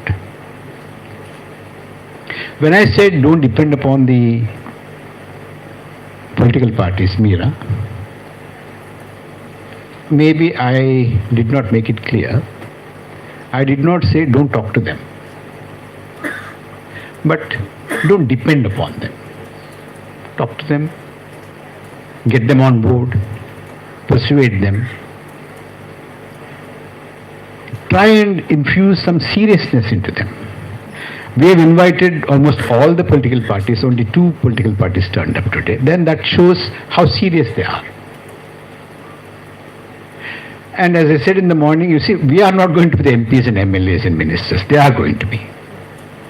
But even then, they are not very serious about it. But if working for democracy is the trending thing, the important thing, they will fall in line. And they have fallen in line with a lot of things, even if they don't like it, even if they don't agree to it. Because that's their job. For political party, every vote counts. They can say, look, we both are of the same caste. They come to you and say, we are of the same religion. They say we are from the same area, things like that. So make secularism, defense of democracy, electoral integrity such a potent force that they will have to come and tell you that we stand for secularism, we stand for democracy, we stand for the constitutional values. They will say it, even if they don't believe it. So, ultimately, it is the civil society organizations which can do this job. Do not, because political parties have left political work. No political party is doing any political work anymore. They sleepwalk from one election to the next election. That's all. They don't do anything else in between. There is no political work. They don't go to the people. It is we who have to go and talk to people and make them understand why democracy is important. I have to tell you a couple of things about what crisis are we facing. Electoral crisis, democratic crisis, crisis of secularism, we all know, we have talked about since morning. But today, I think we must know that India is one of the most unequal societies in the world. Most unequal societies in the world, such inequality we have not seen even during the British Raj. That is the kind of inequality that we have. And youth unemployment, especially youth unemployment, especially educated youth unemployment is one of the highest in the world. Rural distress is alarming. For the first time in so many years, a reverse migration from urban areas to rural areas is taking place today. People are not able to find jobs even in rural areas after they come back. One little data point I'll give you. You know, there is Manrega. Manrega funds are allocated, it's demand driven. They first allocate money, and if there is excess demand, they allocate more. But last year, Last year, the amount of money that was allocated for the entire year was exhausted in 6 months. You can imagine. Who will take up Manrega jobs? It's a small amount of money. People who have absolutely nothing else, no other source of income, who are desperate, they take. So that is the kind of economic distress that we have in the rural areas today. And today, the household savings is at a historical low. Household debt is at a historical high. That's a huge crisis. Not a single neighbor of ours is friendly to us today. Not a single neighbor. Everybody is alienated. And a large tract of our land is occupied by China. You are neither with the United States, nor with Russia, nor with China, nor with Pakistan, nor with Sri Lanka, nor with Bangladesh, nor with Nepal. That is the kind of situation all around us as well as globally. This is the situation I told you economically. Some time back I went to a university. Its name, they have a department called EMS Department for Marxist Studies, Calicut University. So I just said, look, you have phenomenal price rise. Inflation is not under control.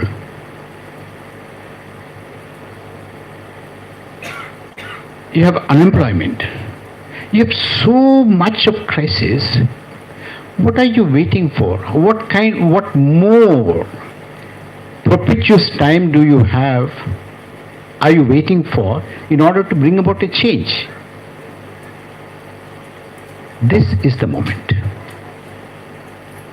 I think, as our friend from Assam had said, one little thing has triggered. Now everybody wants justice to the singer. What is that justice? Bring down prices. If you bring down prices, it is justice to the singer, to Garg. And finally, bring down unemployment, it is justice. Bring down crime rate, it is justice. Bring down something else, it is justice. Do this, it is justice. And finally, he didn't say it, but he told me, throw BJP, it is justice. This is how things snowball. Okay. But the challenge is this. We are disorganized. The adversary is organized. He is unpopular, the adversary is unpopular, the adversary is crumbling, as Noor had said. Everything is against them. Understood. But what is going for us? Objective conditions? Yeah, they've been there. But we are not organized. I know all the civil society organizations have their own agendas. Some work among farmers, some work among child labor, some work along climate change, and this and all that is fine.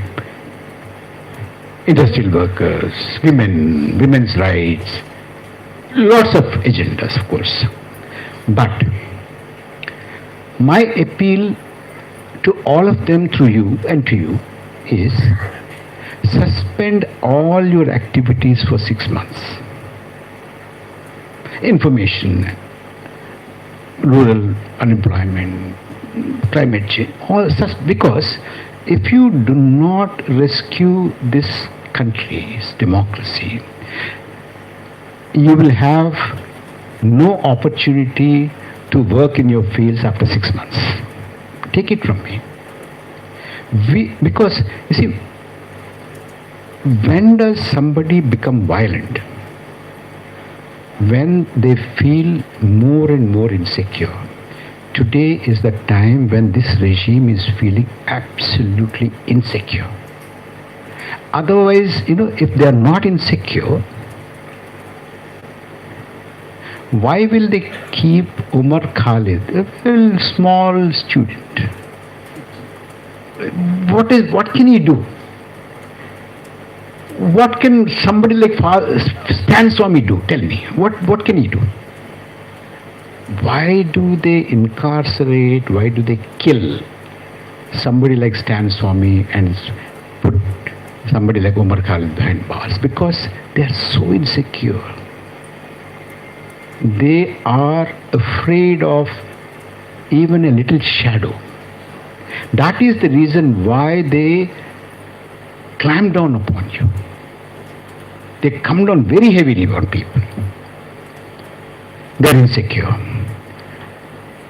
And that kind of weak but insecure, and they have state apparatus in their hands.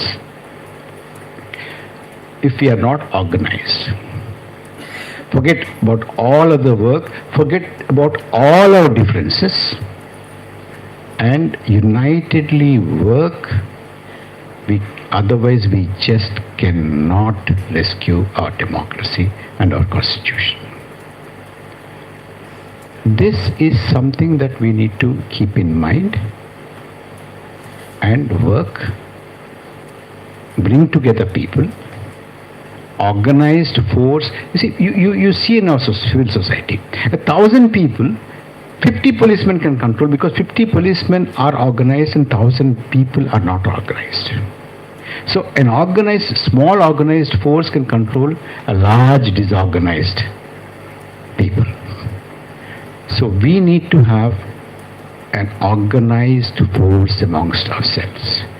I hope this will be the beginning of that kind of an organized force.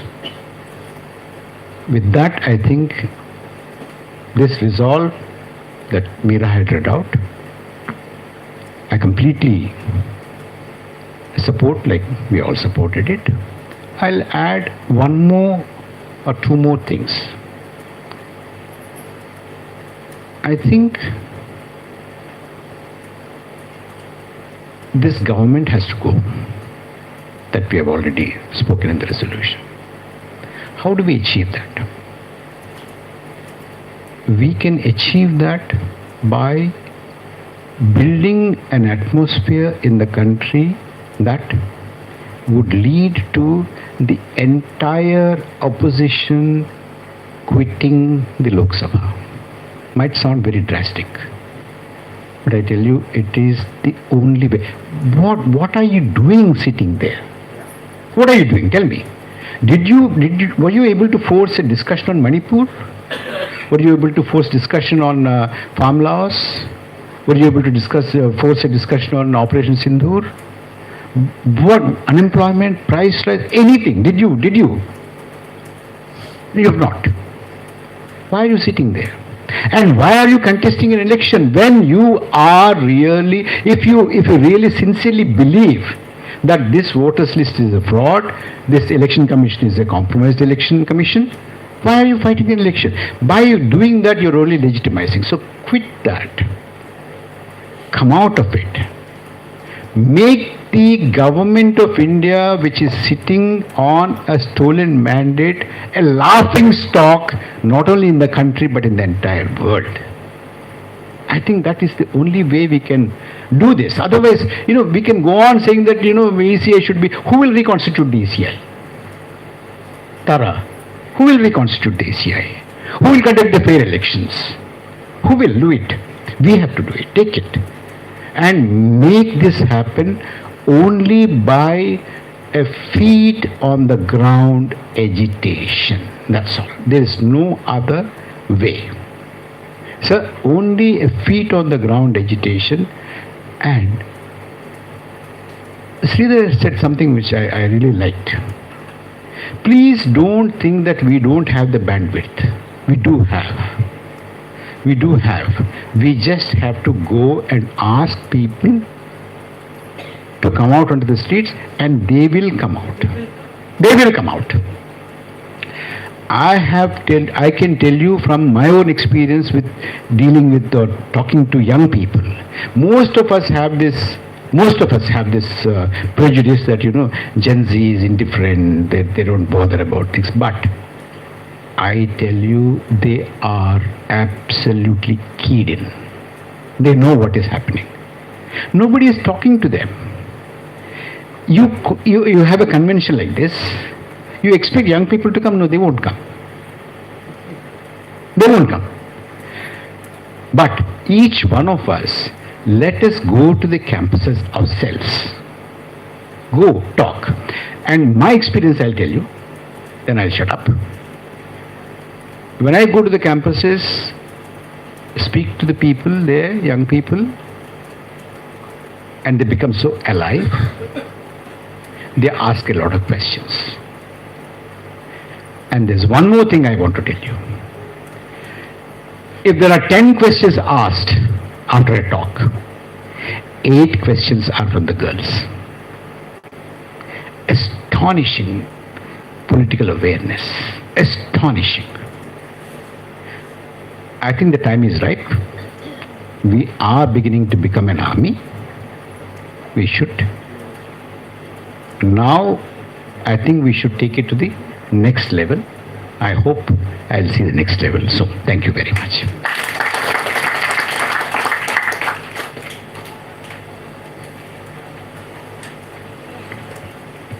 Right, thank you very much for staying till the end. Please, come, please. Well, then I'm going to leave it to you, Center.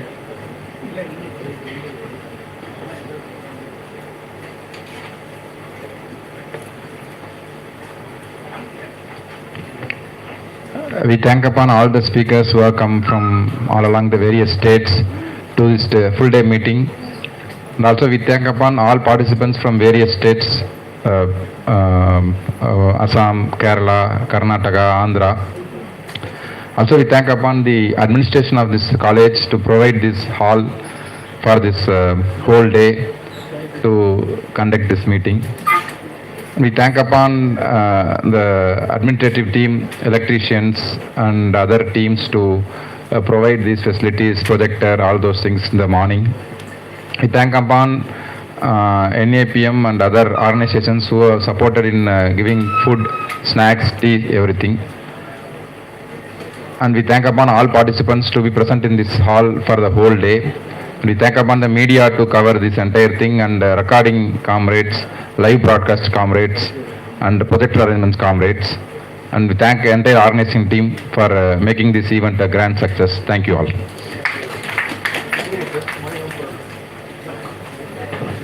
I'm just waiting to say bye to you and speak.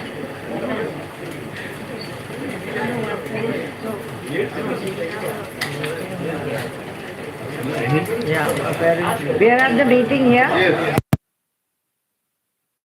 All the state representatives to have a quick break, and we will be coming back here with for the discussion that we needed.